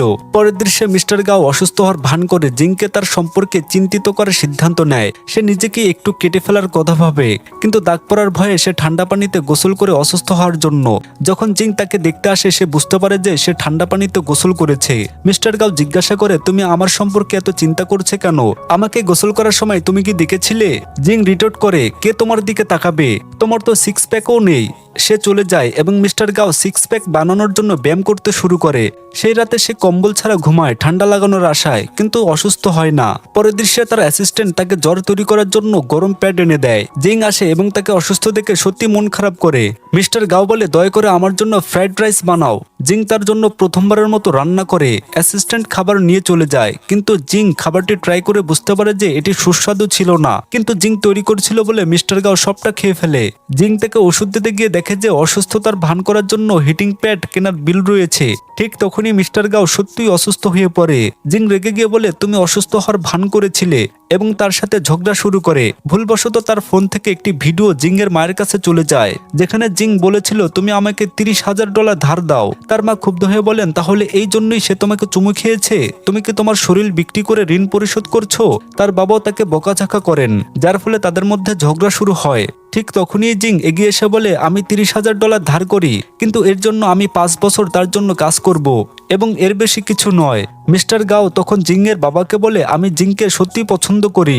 এরপর তারা মিস্টার গাওয়ের অ্যাসিস্ট্যান্টকে এই বিষয়ে জিজ্ঞাসা করে, যিনি সবকিছু সত্যি করে বলে দেন। পরের দিন সে জিং মিস্টার গাওয়ের জন্য খাবার নিয়ে আসে, কিন্তু সে খুব অসুস্থ। সে বলে আমার খুব জ্বর, আমাকে হাসপাতালে নিয়ে যাও, কিন্তু জিং তাকে বিশ্বাস করে না এবং চলে যায়। মাঝরাতে তার অ্যাসিস্ট্যান্ট এবং এমি তার বাড়িতে আসে এবং তাকে বলে যে মিস্টার গাও তাদের ডেকেছে, কারণ সে সত্যি অসুস্থ এবং তাকে হাসপাতালে নিয়ে যেতে হবে। যখন জিং বুঝতে পারে যে সে সত্যি অসুস্থ, তখন সে চরম অপরাধবোধ অনুভব করে। সে তাকে হাসপাতালে নিয়ে যেতে সাহায্য করে এবং ভাবে যদি আমি তাকে আগে বিশ্বাস করতাম তাহলে তার অবস্থা এত খারাপ নাও হতে পারত। এটা শুনে মিস্টার গাও খুশি হয়। জিং এখন তার প্রতি সহানুভূতি অনুভব করে এবং তাকে ভালোবাসার যোগ্য মনে করে। সে তার যত্ন নেওয়ার জন্য থেকে যাওয়ার সিদ্ধান্ত নেয় এবং সেখানেই ঘুমিয়ে পড়ে। মিস্টার গাও আবেগপ্রবণ হয়ে তাকে একটি জ্যাকেট দিয়ে ঢেকে দেয়। পরের দিন মিস বাই তাদের বাড়িতে আসে। জিংয়ের মা তাকে বলেন যে মিস্টার গাও এখনো ঘুমাচ্ছে। তারপর সে জিংয়ের সাথে কথা বলে এবং তাকে বলে তোমার বাড়িতে তার প্রয়োজনীয় পরিষ্কার পরিচ্ছন্নতা বা ভালো মানের খাবার নেই, এজন্যই মিস্টার গাও অসুস্থ হয়ে পড়ে। সে তাকে আরো মনে করিয়ে দেয় মিস্টার গাওয়ের হয়তো তোমার প্রতি কিছু আকর্ষণ থাকতে পারে, কিন্তু তোমাদের জীবন এত ভিন্ন যে একসাথে থাকা সম্ভব নয়। এই কথাগুলো বলে মিস বাই চলে যায়। মিস্টার গাও এখন সুস্থ হয়ে ধরে নেয় যে জিং তাকে ক্ষমা করে দিয়েছে। সে তার জন্য ওষুধ নিয়ে আসে এবং বলে হয়তো আমার ঘরে রান্না করা খাবার তোমার সাথে মানানসই নয়, এজন্যই তুমি অসুস্থ হতে থাকো। মিস্টার গাও তার হাত ধরে, কিন্তু সে হাত সরিয়ে নেয় এবং বলে আমরা একে অপরের জন্য উপযুক্ত নয়। রাতে জিং একা হাঁটছিল এবং মিস্টার গাওয়ের সাথে কাটানো মুহূর্তগুলোর কথা মনে করছিল। পরের দিন সকালে মিস্টার গাও তার অ্যাকাউন্ট ডিটেলস এবং পাসওয়ার্ড তার সাথে শেয়ার করে এবং বলে আমরা এখন একই স্তরে আছি, তাই আমরা উপযুক্ত। কিন্তু জিং বলে তুমি কেন বোঝো না? তুমি কি আমার মতো একটি সংসার চালাতে পারবে? তুমি কি এই পাড়ায় মানিয়ে নিতে পারবে? এখন সে তার পাড়ায় দাঁড়িয়ে আছে এবং বুঝতে পারে যে সে হয়তো তার জগতে ফিট হবে না, কিন্তু সিদ্ধান্ত নেয় যে সে চেষ্টা করবে। সে খুব স্মার্ট ছিল এবং বিদেশে পড়াশোনা করেছে, তাই সে সিদ্ধান্ত নেয় যে সে শুধু নিজেকেই পরিবর্তন করবে না, বরং তার সম্প্রদায়ের উন্নতিরও সাহায্য করবে। সে প্রথমে জিংয়ের মায়ের পার্লারে গিয়ে তাদের ব্যবসার প্রসার ঘটায়। সে পাড়ার ডান্স স্কুলের জন্য ইয়ারফোন সরবরাহ করে, যাতে তারা শান্তভাবে অনুশীলন করতে পারে। সে এমনকি একজন স্থানীয় জুস এবং চা বিক্রেতার জন্য একটি অনলাইন ব্যবসা সেট আপ করে। মিস্টার গাও এরপর জিংয়ের বাবার ব্যবসা বাড়ায় এবং তাকে দারুণভাবে প্রভাবিত করে। সে পাড়ার জীবনে মানিয়ে নেয়, যেমন বাসন ধোয়া, রান্না করা এবং এমনকি নিজেকে সম্প্রদায়ের অংশ মনে করার জন্য কাজ হাতে নেয়। সে কাজের কারণে যে কোনো সময় ঘুমিয়ে পড়ে এবং তার অনিদ্রার ফল কমে যায়। একদিন সে জিংয়ের হাত ধরে জিজ্ঞাসা করে তুমি কি এখনো আমাকে গ্রহণ করবে না? জিং উত্তর দেয় আমি এখনো সিদ্ধান্ত নেইনি। পরের দৃশ্যে মিস্টার গাওয়ের এমপ্লয়ি জিংয়ের কাছে আসে এবং বলে মিস্টার গাওয়ের দাদা আপনাকে একটি মিটিং এর জন্য ডেকেছেন। যখন সে পৌঁছায় দাদা বলেন শুধুমাত্র তুমি গাওকে ফিরে আসার জন্য বোঝাতে পারবে, বলো বিনিময়ে তুমি কি চাও। তারা সিদ্ধান্ত নেয় যে সে রাজি না হওয়া পর্যন্ত তারা তাকে যেতে দেবে না। জিংয়ের বাবা মা খুব চিন্তিত। তারা আশেপাশে জিজ্ঞাসা করে তোমরা কি কোথাও জিংকে দেখেছো? তখন একজন আন্টি তাদের বলেন যে সে কিছুক্ষণ আগে আমার দোকানে ছিল এবং স্যুট পরা কিছু লোক এসে তাকে নিয়ে গেছে। এটা শুনে মিস্টার গাও বলে জিং সুরক্ষিত আছে এবং আমি জানি সে এখন কোথায় আছে, আমি তাকে ফিরিয়ে আনবো। এদিকে মিস্টার গাওয়ের কর্মচারীরা জিংয়ের সামনে একটি ব্ল্যাঙ্ক চেক রেখে বলে তোমার যা ইচ্ছা হয় এতে ভরে নাও এবং আমরা তোমার প্রয়োজনীয় সবকিছু সরবরাহ করব। কিন্তু জিং শুধু চলে যেতে চায় এবং তাদের সাথে লড়াই শুরু করে। সে বাগানে দৌড়ে যায়। এদিকে মিস্টার গাও এইমাত্র বাড়িতে ঢুকেছে। বাগান থেকে লড়াইয়ের শব্দ শুনে সে সেখানে যায় এবং কর্মচারীদের ওপর ঠান্ডা পানি ঢেলে জিংকে থামায়। সেই মুহূর্তে মিস্টার গাওয়ের দাদা এসে বলেন যাই হোক, এর ফলে অত্যন্ত তোমাকে দেখার সুযোগ পেলাম। যদি আমরা জিংকে এখানে না আনতাম তাহলে তোমার সাথে দেখা হতো না। মিস্টার গাও সতর্ক করে যদি জিংকে কেউ কষ্ট দেওয়ার চেষ্টা করে আমি সহ্য করব না। দাদা উত্তর দেন এই মেয়েটি তোমার জন্য উপযুক্ত নয়, এমনকি যদি তুমি অন্য কারোর সাথে থাকো শেষ পর্যন্ত তুমি তার প্রতি আকৃষ্ট হবে। কিন্তু মিস্টার গাও জিংয়ের হাত ধরে বলে আমি মন থেকে জানি যে সে একমাত্র মেয়ে যাকে আমি স্পর্শ করতে পারি, যার মানে আমরা একসাথে থাকার জন্য নির্ধারিত। জিং যে পরিবেশে বাস করে আমি সেখানে বাস করতে প্রস্তুত। জিং তখন তাদের বলে যখন সে আমার বাড়িতে এসেছিল সে ছিল একজন অসভ্য ছেলে, খুব অহংকারী এবং ধনী, সবসময় তার টাকার গর্ব করত, কিন্তু এখন সে বদলে গেছে। সে এত দয়ালু এবং ভদ্র যে তাকে না বলতে পারি না। জিং তাকে গ্রহণ করেছে জেনে মিস্টার গাও খুশি হয়। ঠিক তখনই মিস বাই আসে এবং এই মুহূর্তে মিস্টার গাও এবং জিং একে অপরকে চুমু খায়। পরের দৃশ্যে মিস্টার গাও জিংকে ডেটে নিয়ে যায়। সেখানে একটি ছোট ছেলে তার মাকে এড়াতে তার পেছনেও লুকিয়ে থাকে এবং মিস্টার গাও কোনো অ্যালার্জি অনুভব করে না। এরপর তারা কেনাকাটা করতে যায় এবং জিং নিজের জন্য একটি ব্লাইন্ড বক্স কেনে। যখন সে এটি খুলে ছেলেটি আবার দেখা দেয়। মিস্টার গাও আবার ছেলেটিকে স্পর্শ করে এবং সে কোনো অ্যালার্জি অনুভব করে না এবং জিং মন্তব্য করে, আমি তোমার মধ্যে একটি খুব ইতিবাচক পরিবর্তন দেখেছি। যখন তারা বাড়িতে ফিরে আসে, জিং এর বাবা মা লক্ষ্য করে যে দুজন হাত ধরে আছে এবং তারা বুঝতে পারে যে তারা ডেটিং করছে। তবে জিং এর বাবা মন্তব্য করেন, আমার মন উদার, কিন্তু এই বাড়িতে এমন আচরণ এলাও নয়। পরে সেই রাতে জিং ঘুমাতে পারে না। এদিকে মিস্টার গাও তার মেসেজের জন্য অপেক্ষা করছে। দুজনই একে অপরকে মেসেজ করতে লজ্জা পাচ্ছিল। ঠিক তখনই তারা একই সাথে তাদের ঘরের দরজা খুলে এবং মিথ্যা বলে, আমি দাঁত ব্রাশ করতে ভুলে গেছিলাম। তারা দুজনেই তাদের ঘরে ফিরে যায়, কিন্তু চ্যাটে কথা বলতে থাকে। ক্ষুধা লাগায় তারা নুডলস বানানোর সিদ্ধান্ত নেয়, কিন্তু যেই তারা বাইরে যায়, জিং এর বাবা যিনি তাদের উপর নজর রাখছিলেন তাদের ধরে ফেলেন এবং বলেন, তোমরা কি ভাবো তোমরা আমাকে বোকা বানাতে পারবে না? কোনো চালাকির চেষ্টা করো না, তোমরা দুজনেই তোমাদের ঘরে ফিরে যাও। এরপর তার বাবা তাদের ঘরের বাইরে বসে থাকেন। পরের দিন সকালে জিং একটি নুডলসের দোকানে যায়, যেখানে মিস্টার গাওয়ের দাদাও উপস্থিত আছেন। জিং তার পাশে বসে মিস্টার গাও সম্পর্কে কথা বলে এবং দাদার খুব কাছাকাছি চলে আসে। এইসব শুনে দাদা ভাবেন, এই মেয়েটির মধ্যে নিশ্চয়ই বিশেষ কিছু আছে, না হলে গাও এত পছন্দ করতো না। পরে সে মিস্টার গাওয়ের জন্য নুডলস নিয়ে আসে। ঠিক তখনই জিং এর বাবার কাছে বাড়িওয়ালার ফোন আসে, যিনি তাকে বলেন, আপনাকে এই বাড়ি ছেড়ে দিতে হবে, কারণ আমি এটি অন্য কারো কাছে বিক্রি করেছি। এটা শুনে সবাই মন খারাপ করে, কারণ এই বাড়ির সাথে তাদের অনেক স্মৃতি জড়িয়ে আছে। আসলে মিস্টার গাওয়ের দাদার নির্দেশে মিস বাই এটি কিনতে আসছেন। যখন তারা দরজা খুলে মিস বাই সেখানে দাঁড়িয়ে আছে। ঠিক তখনই মিস্টার গাও আসে। মিস বাই কাগজপত্র দেখায় এবং প্রকাশ করে যে সে ইতিমধ্যেই বাড়িটি কিনে নিয়েছে এবং বলে, এই বাড়ি ছেড়ে দেওয়ার জন্য তোমাদের 1 সপ্তাহ সময় আছে। যদি তোমরা না যাও, আমরা এই বাড়িটি ভেঙে দেব। মিস্টার গাও তখন মিস বাইকে বলে, আমি বুঝি এইসব দাদা করছেন, কিন্তু মিস বাই তুমি সবসময় আমাকে সাহায্য করেছো, তাই না?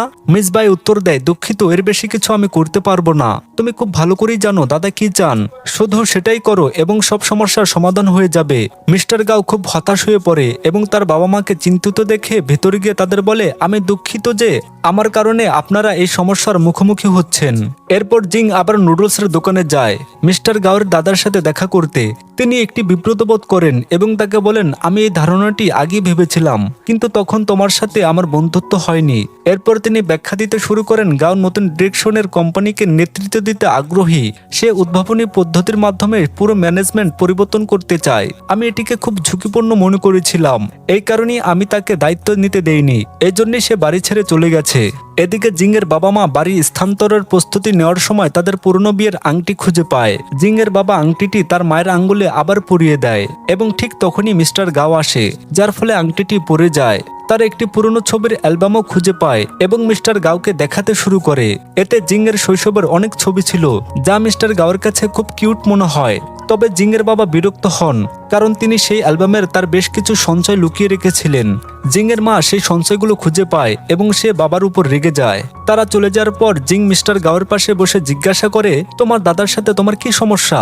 মিস্টার গাও ব্যাখ্যা করে, যদি সে পুরনো পদ্ধতিতে কোম্পানি চালাতে থাকে তাহলে এটি ডাউন হয়ে যাবে এবং অন্যান্য কোম্পানি আমাদের ছাড়িয়ে যাবে, কিন্তু আমার দাদা এটা মানতে রাজি নন। ঠিক তখনই সে সেই আংটিটি খুঁজে পায় যা জিং এর বাবা মা হারিয়েছিল এবং সে এটিকে একটি বিয়ের আংটি হিসেবে জিং এর আঙ্গুলে পরিয়ে দেয়। পরের দিন সকালে জিং গোপনে নুডলসের দোকানে যায় মিস্টার গাওয়ের দাদার সাথে দেখা করতে। সে তাকে বলে, যদি গাও জানতে পারে যে আমি আপনার সাথে গোপনে দেখা করেছি তাহলে সে আমার ওপর খুব রাগ করবে। সে এমনকি একটি রেনকোটও পরে, যাতে মিস্টার গাও নুডলসের দোকানের গন্ধ শুকে তাকে চিনতে না পারে। দাদা তাকে আবার পরামর্শ দেন, তোমাকে গাওকে কোনোভাবে বাড়িতে ফেরার জন্য বোঝাতে হবে। জিং বলে, আমি চেষ্টা করব। যখন সে বাড়িতে ফিরে আসে, সে রেনকোটটি লুকানোর চেষ্টা করে, কিন্তু মিস্টার গাও লক্ষ্য করে যে সে কিছু লুকাচ্ছে।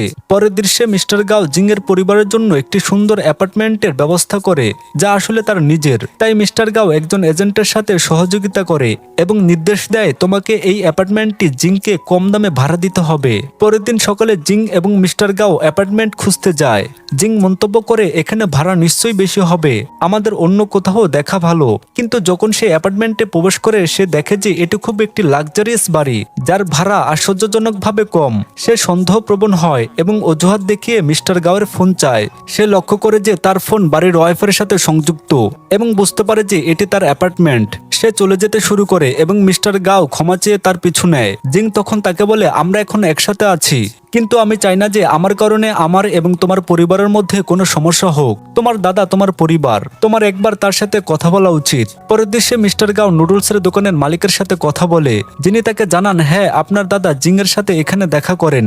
এটা শুনে মিস্টার গাও তার দাদার সাথে দেখা করতে যায়। দাদা তাকে ফিরে দেখে খুব খুশি হয় এবং মিস্টার গাও বলে, এখানে যেহেতু আমি ফিরে এসেছি আপনাকে আমার সব সত্য মেনে নিতে হবে, আমি আমার মতো করে কাজ চালাবো। দাদা রাজি হন এবং বলেন জিং এর বাড়ি এখন সুরক্ষিত আছে, সে যতদিন খুশি সেখানে থাকতে পারে। এদিকে জিং এর বাবা মা তাকে বকাঝকা করছে, কারণ তারা জানতে পেরেছে যে সে গোপনে মিস্টার গাওয়ের দাদার সাথে দেখা করছিল। মিস্টার গাও ফিরে আসে এবং এটা দেখে খুশি হয়ে বলে সে অত্যন্ত কিছু শাস্তির যোগ্য। পরে সে তাকে একপাশে নিয়ে গিয়ে বলে, তুমি কি ভেবেছিলে যে রেইনকোট পরলে গন্ধ ঢাকা পড়বে? তুমি ধরা পড়েছো এবং তোমার শাস্তি হলো আজীবন আমার দেহরক্ষী হওয়া। এখন যেহেতু আমি গ্রুপে আবার যোগ দিয়েছি, তুমি আমার সাথে অফিসে যাবে। জিং রোমাঞ্চিত হয় কারণ সে সিইও এর দেহরক্ষী হতে চলেছে। সে একটি স্পোর্টস কার নিয়ে অনুশীলন শুরু করে এবং একজন ভালো দেহরক্ষী হওয়ার জন্য প্রতিটি অস্ত্র পরিচালনা করার প্রশিক্ষণ নেয়। পরের দিন সকালে তাদের অফিসে প্রথম দিন। জিং একটু দেরি করে আসে, কিন্তু তার পোশাক দেখে সবাই অবাক হয়, কারণ সে একজন পেশাদার দেহরক্ষীর মতো পোশাক পরেছে। সে যখন তার স্টাইল দেখাচ্ছিল তখন তার হাই হিলের কারণে সে প্রায় পড়ে যাচ্ছিল। সে দ্রুত নিজেকে সামলে নিয়ে তার চালচলন দেখায় এবং শিয়া বলে, মিস্টার গাওয়ের পেছনে কোনো মাফিয়া নেই, তাহলে তুমি এত বেশি প্রস্তুতি নিচ্ছ কেন? যখন তারা অফিসে পৌঁছায়, কিছু লোক একটি ফুলের তোড়া নিয়ে মিস্টার গাওকে স্বাগত জানানোর জন্য দাঁড়িয়েছিল। তোড়াটি প্রায় পড়ে যাচ্ছিল এবং জিং গ্রাসফুল ভাবে সেটি ধরে ফেলে, যা সবাইকে মুগ্ধ করে। পরের দিন জিং স্কেচ করতে বসে, কারণ কেউ তাকে কাজ দিচ্ছে না। তখন একজন এমপ্লয়ি তাকে একটি কাজ দেয়, দয়া করে এই নমুনাগুলো মিস বাইয়ের কাছে পৌঁছে দেন। যখন সে নমুনাগুলো মিস বাইয়ের কাছে নিয়ে যায়, সে ইচ্ছাকৃতভাবে জিংকে বলে না যে কোথায় রাখতে হবে, শুধু তাকে আরো বিভ্রান্ত করে। মিস বাই তখন বলে, এই গাছটি আমার অফিসে নিয়ে যাও। জিং তখন বিরক্ত হয়ে উত্তর দেয়, আমি মিস্টার গাওয়ের দেহরক্ষী, আপনার নই। আমি গাছটি সরাবো না, আসলে আমি এটা কেটে ফেলবো। ঠিক তখনই মিস্টার গাও আসে, জিং এর হাত থেকে কাটারটি নেয়, তার হাত ধরে এবং চলে যায়। এটা দেখে মিস বাই খুব ঈর্ষান্বিত হয়। পরের দৃশ্যে তারা চুমু খাচ্ছিল যখন একজন এমপ্লয়ি প্রবেশ করে। তাদের গোপন কথা প্রায় ফাঁস হতে যাচ্ছিল, কিন্তু জিং দ্রুত একটি তেলাপোকা থাকার ভান করে তা ধামাচাপা দেয়। এখন জিং এর অফিসে তেমন কাজ নেই, তাই সে বেশি বিরক্ত বোধ করে।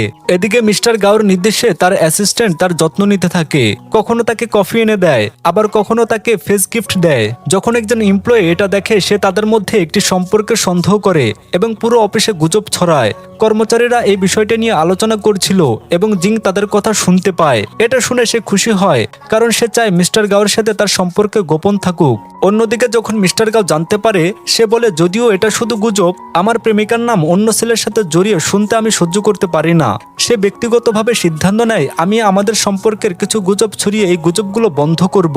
সে তার অ্যাসিস্ট্যান্টকে ছুটি দেয় এবং নিজেই জিনের যত্ন নিতে শুরু করে। বারবার তার সাথে দেখা করে নিজেই গুজব ছড়ানোর জন্য, কিন্তু সে যতই চেষ্টা করুক না কেন সবকিছু ব্যর্থ হয়, কারণ লোকেরা ভুল ব্যাখ্যা করতে থাকে। পরের দৃশ্যে সবার সামনে জিং এর কাছে আসে এবং বলে, আমার সাথে ডিনারে চলো। একজন এমপ্লয়ি বলে, হ্যাঁ, সে শুধু আপনার দেহরক্ষী নয়, আপনার ড্রাইভারও, তাই সে অবশ্যই আপনাকে ডিনারে নিয়ে যাবে। এটা শুনে গাও রেগে যায় এবং এমপ্লয়িকে বলে, তুমি গুজবে খুব দক্ষ, তাই সেই দক্ষতা ব্যবহার করে কিছু ভালো গুজব ছড়াও। পরের দিন একজন এমপ্লয়ি অফিসে ঘোষণা করে, আজ আমরা সবাই একসাথে ডিনারে যাচ্ছি। জিং বলে, আমি অবশ্যই যোগ দিব। গাও যেতে চায়, কিন্তু জিং তাকে না আসার ইঙ্গিত দেয়। পরের দৃশ্যে জিং সব কর্মচারীর সাথে ডিনারে যায়। তারা বলতে শুরু করে যে সে যদি অ্যাসিস্ট্যান্ট শিয়ার সাথে থাকতো তাহলে তাকে মিস করতো না, কিন্তু গোপনে মিস্টার গাও সেখানে এসেছে এবং তার উপর নজর রাখছে। শীঘ্রই তারা দুজন একে অপরের সাথে ধাক্কা খায় এবং গাও বলে, দুঃখিত, এখন থেকে আমি তোমার সিদ্ধান্তকে সম্মান করব। যদি তুমি আমাদের সম্পর্কে গোপন রাখতে চাও তাহলে আমি কাউকে জানতে দেব না। হঠাৎ একজন লোক তাদের সাথে ধাক্কা খায়, যার ফলে তারা ভুলবশত চুমু খায় এবং সব কর্মচারীরা তাদের দেখে ফেলে, যার ফলে সবকিছু প্রকাশ হয়ে যায়। তাই গাও সবার সামনে ঘোষণা করে, সে আমার বান্ধবী। এখন অফিসের সবাই গাও এবং জিংয়ের জন্য লিফট খালি করে রাখে, যাতে তারা একসাথে সময় কাটাতে পারে। কিন্তু মিস বায়ো আসে এবং জিংকে অপমান করে, তবে জিং এমনভাবে আচরণ করে যেন সে মোটেও পাত্তা দিচ্ছে না। এখন জিংকে অফিসে কোনো কাজ দেওয়া হয় না, কারণ সে বসের বান্ধবী। সে কিছু ফাইল ডেলিভারি করার জন্য ডিজাইন ডিপার্টমেন্টে যায় এবং কিছু ভাসান পোস্ট খুঁজে পায়। এখানে ভাসান পোস্ট বলতে যে পদে বর্তমানে কোনো লোক নেই, তাই সে নিজের জন্য আবেদন করতে পারে। পরের দৃশ্যে মিস্টার গাওকে একজন ব্যবসায়িক অংশীদারের সাথে দেখা করার জন্য একটি ব্যবসায়িক সফরে যেতে হয় এবং সে জিংকে তার সাথে নিয়ে যায়, কিন্তু মিস বায়ো সেখানে আসে। তাদের ব্যবসায়িক অংশীদার জিংকে বলে, আমার গ্লাসটি ভরে দাও। মিস্টার গাও এটাকে অপমান মনে করে, তাই সে জিংকে পরিচয় করিয়ে দেয় এবং বলে সে শুধু আমার দেহরক্ষী নয়, আমার বান্ধবীও।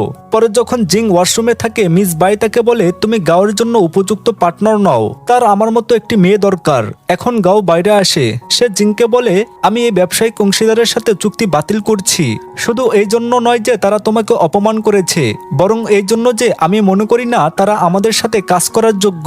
পরের দৃশ্যে সে তার পরবর্তী ব্যবসায়িক সফরের জন্য প্রস্তুতি নিচ্ছে এবং জিংকে খুব অপরাধবোধ অনুভব করে ভাবে এখন আমার কারণে তাকে নতুন ক্লায়েন্ট খুঁজতে হবে। তা সত্ত্বেও মিস বাই জোর করে মিস্টার গাওয়ের সাথে ব্যবসায়িক সফরে যোগ দেয়, কিন্তু গাও তাকে সম্পর্কে এড়িয়ে চলে। তারা একজন নতুন ব্যবসায়িক অংশীদারের সাথে দেখা করতে যায়, যিনি তাদের দীর্ঘক্ষণ অপেক্ষা করান এবং এমনকি তাদের সাথে দেখা করতেও আসেন না। এরপর মিস বাই মিস্টার গাওয়ের পাশে বসার একটি অজুহাত খুঁজে পায় এবং তার কাজে সাহায্য করতে শুরু করে, কিন্তু আসলে সে শুধু তার সাথে সময় কাটাতে চায়। সে বলে চলো ডিনারে যায়, কিন্তু সে রাজি হয় না। চলে যাওয়ার সময় সে ইচ্ছাকৃতভাবে তার কোট রেখে যায়। সে চলে যাওয়ার পর মিস্টার গাও জিংকে ফোন করে বলে, আমি তোমাকে খুব মিস করছি। ঠিক তখনই মিস বাই তার জ্যাকেট ফেরত নিতে তার দরজায় আসে, কিন্তু সে জিংকে এই বিষয়ে জানায় না। এদিকে যখন জিং মিস্টার গাওয়ের অ্যাসিস্ট্যান্টের সাথে কোথাও যাচ্ছিল, সে একজন চোরকে একজন বিদেশির ফোন চুরি করতে দেখে। সে তার সাথে লড়াই করে ফোনটি পুনরুদ্ধার করে এবং বিদেশিকে ফিরিয়ে দেয়, যিনি খুব খুশি হন। তিনি জিং এর প্রতি মুগ্ধ হয়েছিলেন, কারণ তিনি চীনা মার্শাল আর্টের ভক্ত ছিলেন। সে বলে, আমার নাম উইলিয়াম এবং আমি অবশ্যই তোমার মার্শাল আর্ট ক্লাবে যাব। কিন্তু অ্যাসিস্ট্যান্ট উইলিয়ামকে জিং এর কাছাকাছি আসতে দিচ্ছিল না। এদিকে শিয়া স্বাভাবিকভাবে জিংকে জানায় যে মিস বায়ো মিস্টার গাওয়ের সাথে ব্যবসায়িক সফরে যোগ দিয়েছে। জিং অবাক হয় এবং ভাবে মিস্টার গাওয়ের আমাকে মিথ্যা বলার দরকার ছিল কেন। অন্যদিকে মিস বাই ইচ্ছাকৃতভাবে মিস্টার গাওয়ের সাথে ডিনার করে এবং এমনকি তাকে খাবারও পরিবেশন করে। ঠিক তখনই মিস্টার গাওয়ের অ্যাসিস্ট্যান্ট তাকে ফোন করে জানায় যে জিন আহত হয়েছে। মিস্টার গাও এসব শুনে মিস বাইকে বলে, আমরা এখন ফিরে যাচ্ছি। এরপর সে জিংকে না জানিয়ে তার সামনে উপস্থিত হয়ে তাকে অবাক করে দেয়। পরের দৃশ্যে সে জিংয়ের জন্য নুডলস তৈরি করছে। যখন সে জিজ্ঞাসা করে এই ব্যবসায়িক সফরে আমার সাথে আর কে ছিল, মিস্টার গাও বলে, মিস বাই সেখানে ছিল, কিন্তু আমি তাকে আমন্ত্রণ জানাইনি, সে নিজেই এসেছিল। পরবর্তী দৃশ্যে মিস্টার গাও জিংকে বলে যে একজন বিদেশি তাদের কোম্পানিতে আসছে এবং সে তাদের ব্যবসায়িক অংশীদার হবে। এখন আমরা অফিসে একটি দৃশ্য দেখতে পাই, সেখানে সব কর্মচারীরা খুব নার্ভাস। তারা বিদেশিকে তাদের সাথে কাজ করতে মুগ্ধ করার জন্য পুরোপুরি প্রস্তুত নিয়েছে। দেখা যায় যে সেই বিদেশি তারা কেউ নয়, সে উইলিয়াম। জিংকে দেখে সে অবাক হয়। সবাই ব্যবসায়িক প্রস্তাব উপস্থাপন করার পর উইলিয়াম জিংকে জিজ্ঞাসা করে, তোমার ব্যবসায় এমন কি বিশেষত্ব আছে যে আমি এত বিনিয়োগ করব? জিং তার আগ্রহ সম্পর্কে সচেতন হয়ে সবকিছু ভালোভাবে ব্যাখ্যা করে। তার কথা শুনে উইলিয়াম প্রকল্পটি গ্রহণ করতে রাজি হয়, কিন্তু মিস্টার গাও খুব সিরিয়াস হয়ে উইলিয়ামকে বলে, জিং আমার বান্ধবী, শুধু আমার দেহরক্ষী নয়। উইলিয়াম অফিস থেকে চলে যাওয়ার সময় জিংকে বলে, আমার চীনা মার্শাল আর্টের প্রচারের জন্য একটা ডকুমেন্টারি তৈরি করেছি এবং আমরা তোমার মার্শাল আর্ট ক্লাব ফিল্মিং করতে চাই। তুমি কি আমার জন্য ডকুমেন্টারিতে অভিনয় করবে? জিং অবিলম্বে রাজি হয়, কিন্তু মিস্টার গাও খুব ঈর্ষান্বিত হয়। কয়েকদিন পর সবাই জিংয়ের মার্শাল আর্ট ক্লাবে ডকুমেন্টারি ফিল্ম করার জন্য আসে। ঠিক তখনই মিস বাই একটি প্রাচীন তলোয়ার দেখতে পায়, যা জিংয়ের দৃশ্য ব্যবহার করার কথা। জিং তলোয়ার নিয়ে অভিনয় করার সময় মিস বাই গোপনে তাতে নিজের রক্ত লাগিয়ে দেয়, যার ফলে জিং শক থেকে অজ্ঞান হয়ে যায়। মিস্টার গাও তার দিকে ছুটে যায়, কিন্তু সে মুহূর্তেই একটি বড় সরঞ্জাম জিংয়ের উপর পড়তে যাচ্ছিল। মিস্টার গাও এগিয়ে আসে, পেছন থেকে দুঃখজনকভাবে আঘাত পায় এবং সেও অজ্ঞান হয়ে যায়। পরের দৃশ্যে তাকে হাসপাতালে ভর্তি করা হয় এবং জিং তার যত্ন নিচ্ছে। একটু পরে মিস বাই তার সাথে দেখা করতে আসে। সবাই এখন জানে যে মিস বাই এই ঘটনার পেছনে ছিল। সে তাদের বলে, আমি বিদায় জানাতে এসেছি, আমি অনেক দূরে যাব, সম্ভবত একটি দ্বীপে। চলে যাওয়ার আগে সে ক্ষমা চায় এবং মিস্টার গাও তাকে ক্ষমা করে দেয়। ফিল্ম শেষ হওয়ার পর উইলিয়াম চলে যাওয়ার প্রস্তুতি নেয় এবং সে মিস্টার গাওকে বলে, আমি জিংয়ের সাথে একা কথা বলতে চাই। জিংয়ের সাথে একা সে বলে, মিস্টার গাও তোমাকে খুব পছন্দ করে, সে তোমার জন্য একজন চমৎকার অংশীদার হবে। মিস্টার গাও খুব ঈর্ষান্বিত হয়ে জিংকে বলে, উইলিয়ামের বাজে কথাগুলোকে সিরিয়াসলি নিও না। কিন্তু জিং তাকে বলে, বলে সে আমাকে তোমাকে মূল্য করতে পরামর্শ দিয়েছে। এটা শুনে মিস্টার গাও খুব খুশি হয়। জিং মিস্টার গাওয়ের কোম্পানিতে ডিজাইন ডিপার্টমেন্টে একটি পদের জন্য আবেদন করছিল এবং এর জন্য কঠোর পরিশ্রম করছিল। সে এমনকি নিজের খাওয়ারও যত্ন নিচ্ছিল না, তাই মিস্টার গাও তাকে সময় মতো খেতে বাধ্য করে। জিং তার সারাদিন ডিজাইনিং এ ব্যয় করে এবং সে খুব ক্লান্ত হয়ে পড়ে। মিস্টার গাও এসে তাকে আরাম দিতে মালিশ করতে শুরু করে। পরের দৃশ্যে আমরা একটি নতুন চরিত্র দেখতে পাই, ডিরেক্টর ডু, যিনি গ্রুপের ডিজাইন ডিপার্টমেন্টের প্রধান। তিনি নতুন কর্মচারীদের রিজম চেক করছেন, যার জন্য জিং এর রিজমও ছিল। তার অ্যাসিস্ট্যান্ট তাকে জানায় যে সে মিস্টার গাওয়ের বান্ধবী এবং এটা শুনে সে অবিলম্বে জিং এর আবেদন বাতিল করে দেয়। ধরে নেয় যে সে মিস্টার গাওয়ের প্রভাবে সেখানে এসেছে। তার কাজ পর্যালোচনা না করেই সে তাকে প্রত্যাখ্যান করে। এরপর জিং ডিজাইন ডিপার্টমেন্ট থেকে একটি উত্তর পায় এবং নার্ভাস হয়ে মিস্টার গাওয়ের সামনে ইমেলটি খোলে। এতে লেখা ছিল, দুঃখিত, আপনি এই কাজের জন্য উপযুক্ত নন। জিং মন খারাপ করে বলে, আমি এত আনলাকি।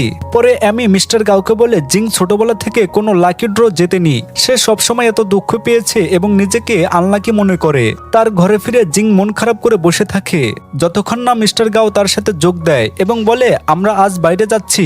সে তার হাত ধরে তাকে একটি মলে নিয়ে যায়, যেখানে সে অ্যামি এবং শিয়াকো একটি lucky draw stall set up করার কথা বলেছিল। তারা যখন খাচ্ছিল, একজন এমপ্লয়ি জিজ্ঞাসা করে, আপনি কি লাকি ড্র এর আপনার ভাগ্য চেষ্টা করতে চান?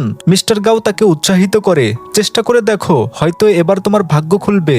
যখন জিং চাকা ঘোরায়, শিয়া গোপনে তার পুরস্কারটি কম পুরস্কার থেকে উচ্চ পুরস্কারে পরিবর্তন করে দেয়। এটা দেখে জিং খুব খুশি হয়, কারণ এটি প্রথমবার যে সে কোনো লাকি ড্রয়ে কিছু জিতেছে। এরপর তারা যখন ঘুরে বেড়াচ্ছিল, শিয়া এবং অ্যামি কার্টুন চরিত্রের পোশাকে জিংকে বলে, আজ তুমি একটি সোনার ডিম ভাঙবে একটি পুরস্কার জেতার জন্য। জিং সোনার ডিমটি ভাঙে এবং মলে ফ্রি শপিং জিতে। এটা তাকে খুব খুশি করে এবং সে মনের মতো কেনাকাটা করে। তার মেজাজ ভালো হয়ে যায়। মিস্টার গাও তখন তাকে একটি ভেন্ডিং মেশিন এর কাছে নিয়ে যায়, যেখানে সারপ্রাইজ ছিল। সে তাকে বলে, আমি কি তোমার লাকের একটু ধার নিতে পারি? সে তাকে একটু চুমু দেয় এবং একটি ব্লাইন্ড বক্স খুলে, যার মধ্যে একটি পুরস্কার ছিল। এটা দেখে জিং কিছু সন্দেহ করতে শুরু করে, কারণ ভেন্ডিং মেশিন থেকে পাওয়া সব পুরস্কারই তার পছন্দের জিনিস ছিল। সে মিস্টার গাওকে বলে, এই সব কি তুমি আমার দুর্ভাগ্য দূর করার জন্য করেছিলে? কিন্তু তুমি আমার আসল সৌভাগ্য।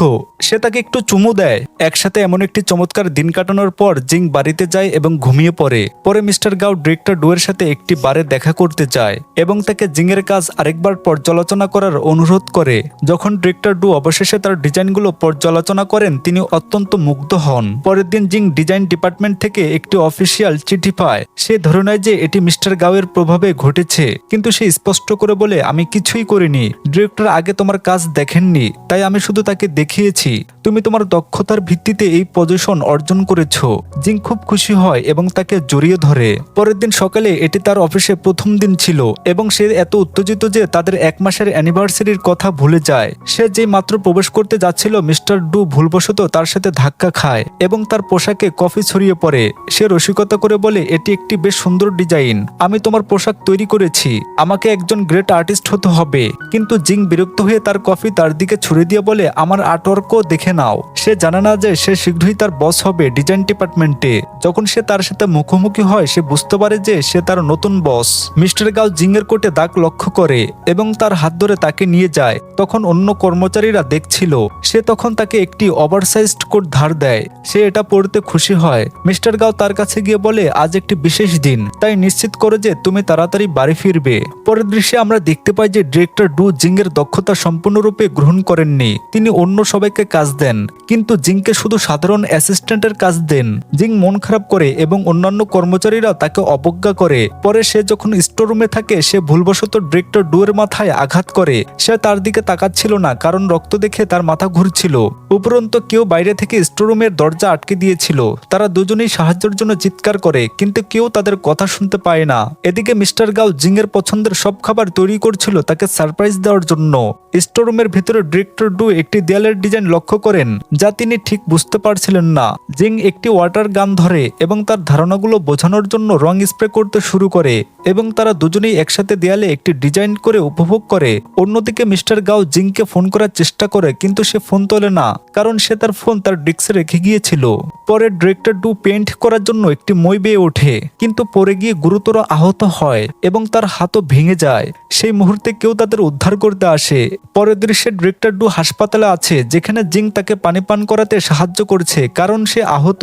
মিস্টার গাও প্রথমে রাগান্বিত হয়ে আসে, কিন্তু ডিরেক্টর ডু এর আহত হাত থেকে তার রাগ কমে যায়। এরপর মিস্টার গাও জিংকে বাড়িতে নিয়ে যায়, কিন্তু সে এখনো মন খারাপ কারণ সে তাদের অ্যানিভার্সারির কথা মনে রাখেনি। জিং তাকে খুশি করার জন্য খুব চেষ্টা করে। সে তাকে বলে, আমি তোমার জন্য একটি সারপ্রাইজ প্ল্যান করেছিলাম। এটা শুনে একটি কিউট রিয়াকশন দেয়, যা অবিলম্বে মিস্টার গাওয়ের মেজাজ ভালো করে দেয়। তারা দুজনেই একসাথে রাতের খাবার খেতে শুরু করে এবং জিং তার রান্নার খুব প্রশংসা করে। মিস্টার গাও উত্তরে বলে, আমি একটু চুমু চাই। এটা বলতে বলতে সে তার ঠোঁটে চুমু খায় এবং ঠিক তখনই তার মা এবং বাবা তাদের দেখে ফেলে। তার মা তাদের একসাথে দেখে খুশি হয়, কিন্তু তার বাবা ক্ষুব্ধ হন। তার মা তাকে শান্ত করেন এবং তারা সবাই একসাথে খেতে বসে, যদিও তার বাবা তাদের উপর কড়া নজর রাখে। অনেক রাতে মিস্টার গাও জিংয়ের ঘরে লুকিয়ে যায় তার সাথে সময় কাটানোর জন্য, কিন্তু তারা দুজনেই তার বাবার কঠোর নিয়মে বিরক্ত। জিং বলে, আমি এখন প্রাপ্তবয়স্ক, বাবা কেন এটা বুঝতে পারেন না? মিস্টার গাও পরামর্শ দেয়, বাবার নতুন ছাত্রদের জন্য কিছু রুম খালি দরকার, তাই কেন আমরা আমার নতুন অ্যাপার্টমেন্টে চলে যাই না, যা কোম্পানির খুব কাছে। পরের দিন কাজে যাওয়ার সময় মিস্টার গাও তার মা এবং বাবাকে বলে জিং প্রায়শই তার কাজের কারণে দেরি করে, যার জন্য এখন তাকে ওভারটাইম কাজ করতে হয়। প্রতিদিন ফিরে যাওয়া বিপজ্জনক এবং অনেক দূরে। সে আশা করছিল যে তার বাবা মা তার অ্যাপার্টমেন্টে চলে যাওয়ার জন্য রাজি হবে, কিন্তু তার বাবা বলে, আমি কেন প্রতিদিন তোমাকে নিতে যাব? জিং দ্রুত প্রত্যাখ্যান করে এবং চলে যায়। বাইরে মিস্টার গাও তাকে বলে, চিন্তা করো না, আমি অন্য উপায় খুঁজে বের করব। পরে একটি মিটিং হয়, যেখানে গাও গ্রুপের আসনে অ্যানিভার্সারি নিয়ে আলোচনা হয়। ডিজাইন ডিপার্টমেন্টে নতুন ধারণা উপস্থাপন করে, কিন্তু তাদের মধ্যে কোনোটি মিস্টার গাওকে খুশি করতে পারে না। জিং তখন তার ধারণা শেয়ার করে এবং মিস্টার গাও এবং ডিরেক্টর ডু দুজনেই এটি পছন্দ করে। ডিরেক্টর ডু তাকে বলে, তুমি অ্যানিভার্সারিতে এই থিমটি উপস্থাপন করবে, যা একজন সহকর্মী ডিংকে ঈর্ষান্বিত করে। পরে মিস্টার গাও জিংয়ের মা এবং বাবাকে তার অ্যাপার্টমেন্টে দেখতে আমন্ত্রণ জানায় এবং তাদের বলে যে এটি কোম্পানির খুব কাছে। জিংয়ের বাবা মা লাক্সারিয়াস অ্যাপার্টমেন্টটি পছন্দ করে। তার বাবা জিজ্ঞাসা করে, তুমি কি আমার ছাত্রদের জন্য এইসব দিচ্ছ? মিস্টার গাও উত্তর দেয়, আমি চাই জিং এই অ্যাপার্টমেন্টে চলে আসুক। তার বাবা ক্ষুব্ধ হয়ে মিস্টার গাওয়ের উপর চিৎকার করে, কিন্তু তার মা তাকে শান্ত করেন এবং তারা দুজনেই চলে যায়। পরের দৃশ্যে মিস্টার গাও তার মা এবং বাবাকে একটি বিশেষ ডিনারে আমন্ত্রণ জানিয়ে তাদের মন জয় করার চেষ্টা করে। আসার সময় তার বাবা তার মাকে বলে, আমার মনে হয় সে আমাকে মাতাল করে দেবে, যাতে সে আমাদের মেয়েকে নিয়ে যেতে পারে, কিন্তু আমি এটা হতে দেব না। মিস্টার গাও এতে ভয় পেয়েছিল যে সে বাবার তলোয়ারটিও লুকিয়ে রেখেছিল। মা এবং বাবা ডিনারে পৌঁছালে সে তাদের সাথে খায় না, কারণ সে জিং এর জন্য অপেক্ষা করছে, কারণ সে ওভারটাইম কাজ করছে। পরে জিং তার জিনিসপত্র মিস্টার গাওয়ের অ্যাপার্টমেন্টে নিয়ে যায়, কারণ তার বাবা অবশেষে অনুমোদন দিয়েছেন। মিস্টার গাও বলে, তুমি তোমার পছন্দ মতো অ্যাপার্টমেন্টটি সাজাতে পারো, আমি চাই এর প্রতিটি কোণে তোমার উপস্থিতি থাকুক। জিং তখনই মিস্টার গাওয়ের একটি শার্ট পরে বেরিয়ে আসে, কারণ সে তার রাতের পোশাক আনেনি। মিস্টার গাও তাকে খুব কিউট মনে করে, কিন্তু জিং বুঝতে পারে না যে সে তার হৃদয়কে কতটাই দ্রুত স্পন্দিত করেছে। পরের দিন জিং গাও গ্রুপের অ্যানিভার্সারি থিমের উপর কঠোর পরিশ্রম করতে শুরু করে এবং মিস্টার ডুও তার প্রচেষ্টার প্রশংসা করেন, যা তার সহকর্মীদের আরো ঈর্ষান্বিত করে তোলে। ওভারটাইম কাজ করার সময় সে মিস্টার গাওয়ের অফিসে ঘুমিয়ে পড়ে। সকালে সব কর্মচারীরা আসে এবং মিস্টার গাও এবং জিংকে একসাথে দেখে, যার ফলে একটি ভুল বোঝাবুঝি হয়। জিং তাকে জিজ্ঞাসা করে, তুমি কেন ব্যাখ্যা করছো না যে এটি একটি ভুল বোঝাবুঝি ছিল? মিস্টার গাও উত্তর দেয়, ব্যাখ্যা করার কি আছে, আমরা একটি লিভ ইন রিলেশনশিপে আছি। ঠিক তখনই তারা জানতে পারে যে একটি প্রতিদ্বন্দ্বী কোম্পানি তাদের অ্যানিভার্সারির জন্য একটি সিমিলার পোস্টার ব্যবহার করছে। তাদের দলের কেউ ডিজাইনটি ফাঁস করেছে। মিস্টার গাও আদেশ দেয়, অবিলম্বে প্ল্যান বি তে সুইচ করো। পরের দৃশ্যে একটি বোর্ড অফ ডিরেক্টরস মিটিং হয়, যেখানে কে পোস্টারটি ফাঁস করেছে তা নিয়ে আলোচনা হয়। তারা সিসিটিভি ফুটেজ চেক করে, যেখানে তারা রাতে ডিরেক্টর ডুয়ের অফিসে জিংকে দেখে। সবাই তাকে দোষারোপ করতে শুরু করে, কিন্তু মিস্টার গাও বলে, আমরা শুধু একটি ফুটেজের ভিত্তিতে তাকে অভিযুক্ত করতে পারি না। ডিরেক্টর ডুও জিংকে রক্ষা করেন। তারা আসল অপরাধীকে খুঁজে বের করার জন্য একটি পরিকল্পনা তৈরি করে। পরিকল্পনা অনুযায়ী ডিরেক্টর ডু এবং জিং একে অপরের সাথে কথা বলে, যেখানে ডু বলে, আমি ডিংকে সন্দেহ করি এবং তাকে বরখাস্ত করার পরিকল্পনা করছি। ডিং এই কথোপকথন শুনতে পায়। দ্রুত ডিরেক্টর ডু এর অফিসে ছুটে যায় এবং বলে, আপনি আমাকে দোষারোপ করছেন যাতে আপনি জিংকে বাঁচাতে পারেন, কিন্তু আমি শপথ করে বলছি আমি তথ্য ফাঁস করিনি। এখন ডিং খুব রেগে যায় যে তার বিরুদ্ধে মিথ্যা অভিযোগ করা হচ্ছে, তাই সে পদত্যাগ করে। জিংকে অনেক কথা বলে এবং তার জিনিসপত্র নিয়ে চলে যায়। এরপরে সব কর্মচারীরা জিং এর থেকে দূরত্ব বজায় রাখতে শুরু করে, যা তাকে খুব মন খারাপ করে। করে তোলে। তখন মিস্টার ডু তার কাছে আসে এবং বলে, কেন আমরা একসাথে একটি ঠান্ডা পানীয় পান করতে যাই না তোমাকে খুশি করার জন্য। তারা দুজনে একটি ঠান্ডা পানীয় পান করতে যায় এবং মিস্টার ডু তার গল্প শেয়ার করতে শুরু করে যে কিভাবে সে দরিদ্র থেকে একজন ধনী ব্যক্তি হয়েছে। জিং ভাবে, অত্যন্ত আমি একজন ভালো বন্ধু খুঁজে পেয়েছি। অন্যদিকে মিস্টার গাও জিংকে ফোন করার চেষ্টা করতে থাকে, কিন্তু তার ফোন বন্ধ ছিল। যখন সে ফিরে আসে সে জিজ্ঞাসা করে, কোথায় ছিলে? জিং উত্তর দেয়, আমি মিস্টার ডু এর সাথে একটি ঠান্ডা পানীয় পান করতে গিয়েছিলাম। এটা শুনে মিস্টার গাও খুব ঈর্ষান্বিত হয়। জিং তখন তাকে বলে, অফিসে আমার সব সহকর্মীরা আমার থেকে দূরত্ব বজায় রাখছে এবং শুধুমাত্র ডু আমাকে সমর্থন করছে। এটা শুনে সে তাকে জড়িয়ে ধরে। পরের দিন অফিসে একটি মিটিং হয় যেখানে মিস্টার গাও ঘোষণা করে যে একজন ডিজাইনার গাও গ্রুপের বিরুদ্ধে মামলা করতে যাচ্ছে। এখন তাদের নিজেদেরই একটি নতুন ডিজাইন তৈরি করতে হবে। এখন সব ডিজাইনার নতুন ডিজাইন তৈরি করার জন্য ওভারটাইম কাজ করার প্রস্তুতি নেয়। এদিকে হানরেন মিস্টার ডু এর সাথে দেখা করে, যিনি বেশ মাতাল। মিস্টার ডু হানরেনের কাছে কনফেস করে, আমি জিংকে সত্যি খুব পছন্দ করি, সে আমার ক্রাশ, আমি তার জন্য মিস্টার গাওয়ের সাথে লড়াই করব। হানরেন এটা মিস্টার গাওয়ের সাথে শেয়ার করে এবং মিস্টার গাও বলে, আমি এই গেম থেকে ডুকে সরিয়ে দেব, আমি তাকে তার উদ্দেশ্য সফল হতে দেব না। এদিকে আমরা দেখতে পাই যে ডু, যিনি মিস্টার গাওয়ের প্রতি খুব ঈর্ষান্বিত, সন্দেহজনকভাবে আচরণ করছে এবং এমনকি মিস্টার গাওয়ের কিছু কথোপকথন রেকর্ড করে মিডিয়াতে ফাঁস করছে। অ্যানিভার্সারির দিন অনেক মিডিয়া সেখানে জড়ো হয় এবং মিস্টার গাওকে প্রশ্ন করে সে ডিজাইনার কি গাও গ্রুপের বিরুদ্ধে মামলা করতে যাচ্ছে। কিন্তু ঠিক তখনই ডিজাইনার আসে এবং সবাইকে বলে, আমি জিংয়ের সাথে একটি নতুন ডিজাইন তৈরি করেছি এবং গাও গ্রুপের বিরুদ্ধে মামলা করার আমার কোনো ইচ্ছা নেই, আসলে আমি তাদের সাথে কাজ করছি। এটা দেখে ডু পালানোর চেষ্টা করে। মিস্টার গাও তাকে মুখোমুখি করে এবং বলে, পোস্টারটি তুমি ফাঁস করেছো, ডিং নয়, আমি এটা অনেক আগে থেকেই জানতাম। তারপর আমাদের একটি ফ্ল্যাশব্যাক দেখানো হয় যেখানে ডিং শুধু পদত্যাগের ভান করে এবং আসলে মিস্টার গাওয়ের সাথে কাজ করছে। সে ডুয়ের বিরুদ্ধে প্রমাণ সংগ্রহ করেছে। মিস্টার গাও ডিজাইনারকে তাদের সাথে কাজ করার জন্য রাজি করায় এবং ডিজাইনারকে জিংয়ের ডিজাইনগুলোও দেখায়। এখানে ডুয়ের সব ষড়যন্ত্র ফাঁস হওয়ার পর সে অবশেষে কনফেস করে, আমি এইসব করেছি কারণ আমি ঈর্ষান্বিত ছিলাম। আমার এত কঠোর পরিশ্রম সত্ত্বেও আমি কখনই গাও গ্রুপের মিস্টার গাওয়ের পজিশন অর্জন করতে পারিনি। আমি জিংকেও পছন্দ করতে শুরু করেছিলাম এবং যখন অন্য একটি কোম্পানি আমাকে ইনসেন্টিভ করার প্রস্তাব দেয় তখন আমি না করতে পারিনি। এরপর ডু অফিস ছেড়ে চলে যায় এবং ডিং নতুন ডিরেক্টর হয়। সে জিংয়ের সাথেও একটি ঘনিষ্ঠ বন্ধুত্ব গড়ে তোলে। একদিন মিস্টার গাওয়ের দাদা হঠাৎ অসুস্থ হয়ে পড়েন এবং মিস্টার গাও এবং জিংকে তার কাছে ডেকে বলেন, দয়া করে আমার শেষ ইচ্ছা পূরণ করো, আমি তোমাদের দুজনকে বিবাহিত দেখতে চাই এবং আমি মারা যাওয়ার আগে আমার নাতি নাতনিদের দেখতে চাই। এটা শুনে তারা দুজনেই তাকে প্রতিশ্রুতি দেয়, কিন্তু পরে তারা জানতে পারে যে সে শুধু অসুস্থতার ভান করছে। সে তখন তাদের বলে, তোমরা আমাকে প্রতিশ্রুতি দিয়েছো এবং তোমরা তোমাদের কথা থেকে সরে আসতে পারবে না। জিং মন খারাপ করে মিস্টার গাওকে বলে, আমার ক্যারিয়ার এইমাত্র শুরু হয়েছে, আমি এখনো বিয়ে এবং সন্তানের জন্য প্রস্তুত নই। পরে যখন মিস্টার গাও জিংয়ের বাবা মায়ের সাথে দেখা করে তারা তাকে বলে, এখন যেহেতু আমাদের সব ছাত্র চলে গেছে তোমরা দুজন বাড়িতে ফিরে যেতে পারো, কারণ বিয়ের আগে একসাথে থাকা তোমাদের জন্য উপযুক্ত নয়। সে বলে, ঠিক আছে, তাহলে আমরা বিয়ে করব। জিংয়ের বাবা মা এটা শুনে উল্লাসিত হয়, কিন্তু জিং এখনো বিয়ের জন্য প্রস্তুত নয়। এদিকে মিস্টার গাও সেজেগুজে কলন লাগিয়ে এবং ওয়াইন নিয়ে জিংয়ের ঘরে যায় তার দাদার নাতি নাতনির আকাঙ্ক্ষা পূরণ করার জন্য। তবে জিং খুব ঘুম ঘুম ভাব নিয়ে তাকে উপেক্ষা করে এবং বিছানায় যায়, তার উদ্দেশ্য ব্যর্থ করে দেয়। পরের দিন অ্যামি নিজের জন্য একটি বিয়ের পোশাক কিনতে চায়, তাই সে জিংকে তার সাথে নিয়ে যায় এবং তাকে একটি বিয়ের পোশাক পরার জন্য উৎসাহিত করে। যখন জিং পোশাক পরে বেরিয়ে আসে দেখা যায় যে মিস্টার গাও তাকে প্রপোজ করার জন্য সবকিছু প্রস্তুত করে রেখেছে। এখন সে তাদের একসাথে কাটানোর সব মুহূর্তগুলো মনে করে এবং সবার সামনে জিংকে প্রপোজ করে এবং সে তার প্রস্তাব গ্রহণ করে। সে তখন তার আঙ্গুলে একটি আংটি পরিয়ে দেয় এবং তারা চুমু খায়। অবশেষে তাদের বিয়ের দিন আসে।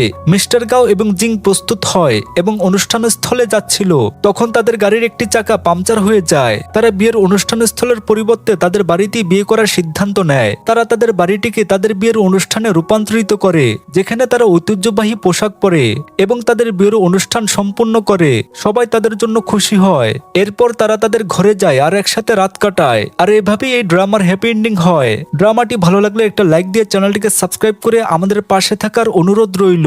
সবাই ভালো থাকবেন, ধন্যবাদ।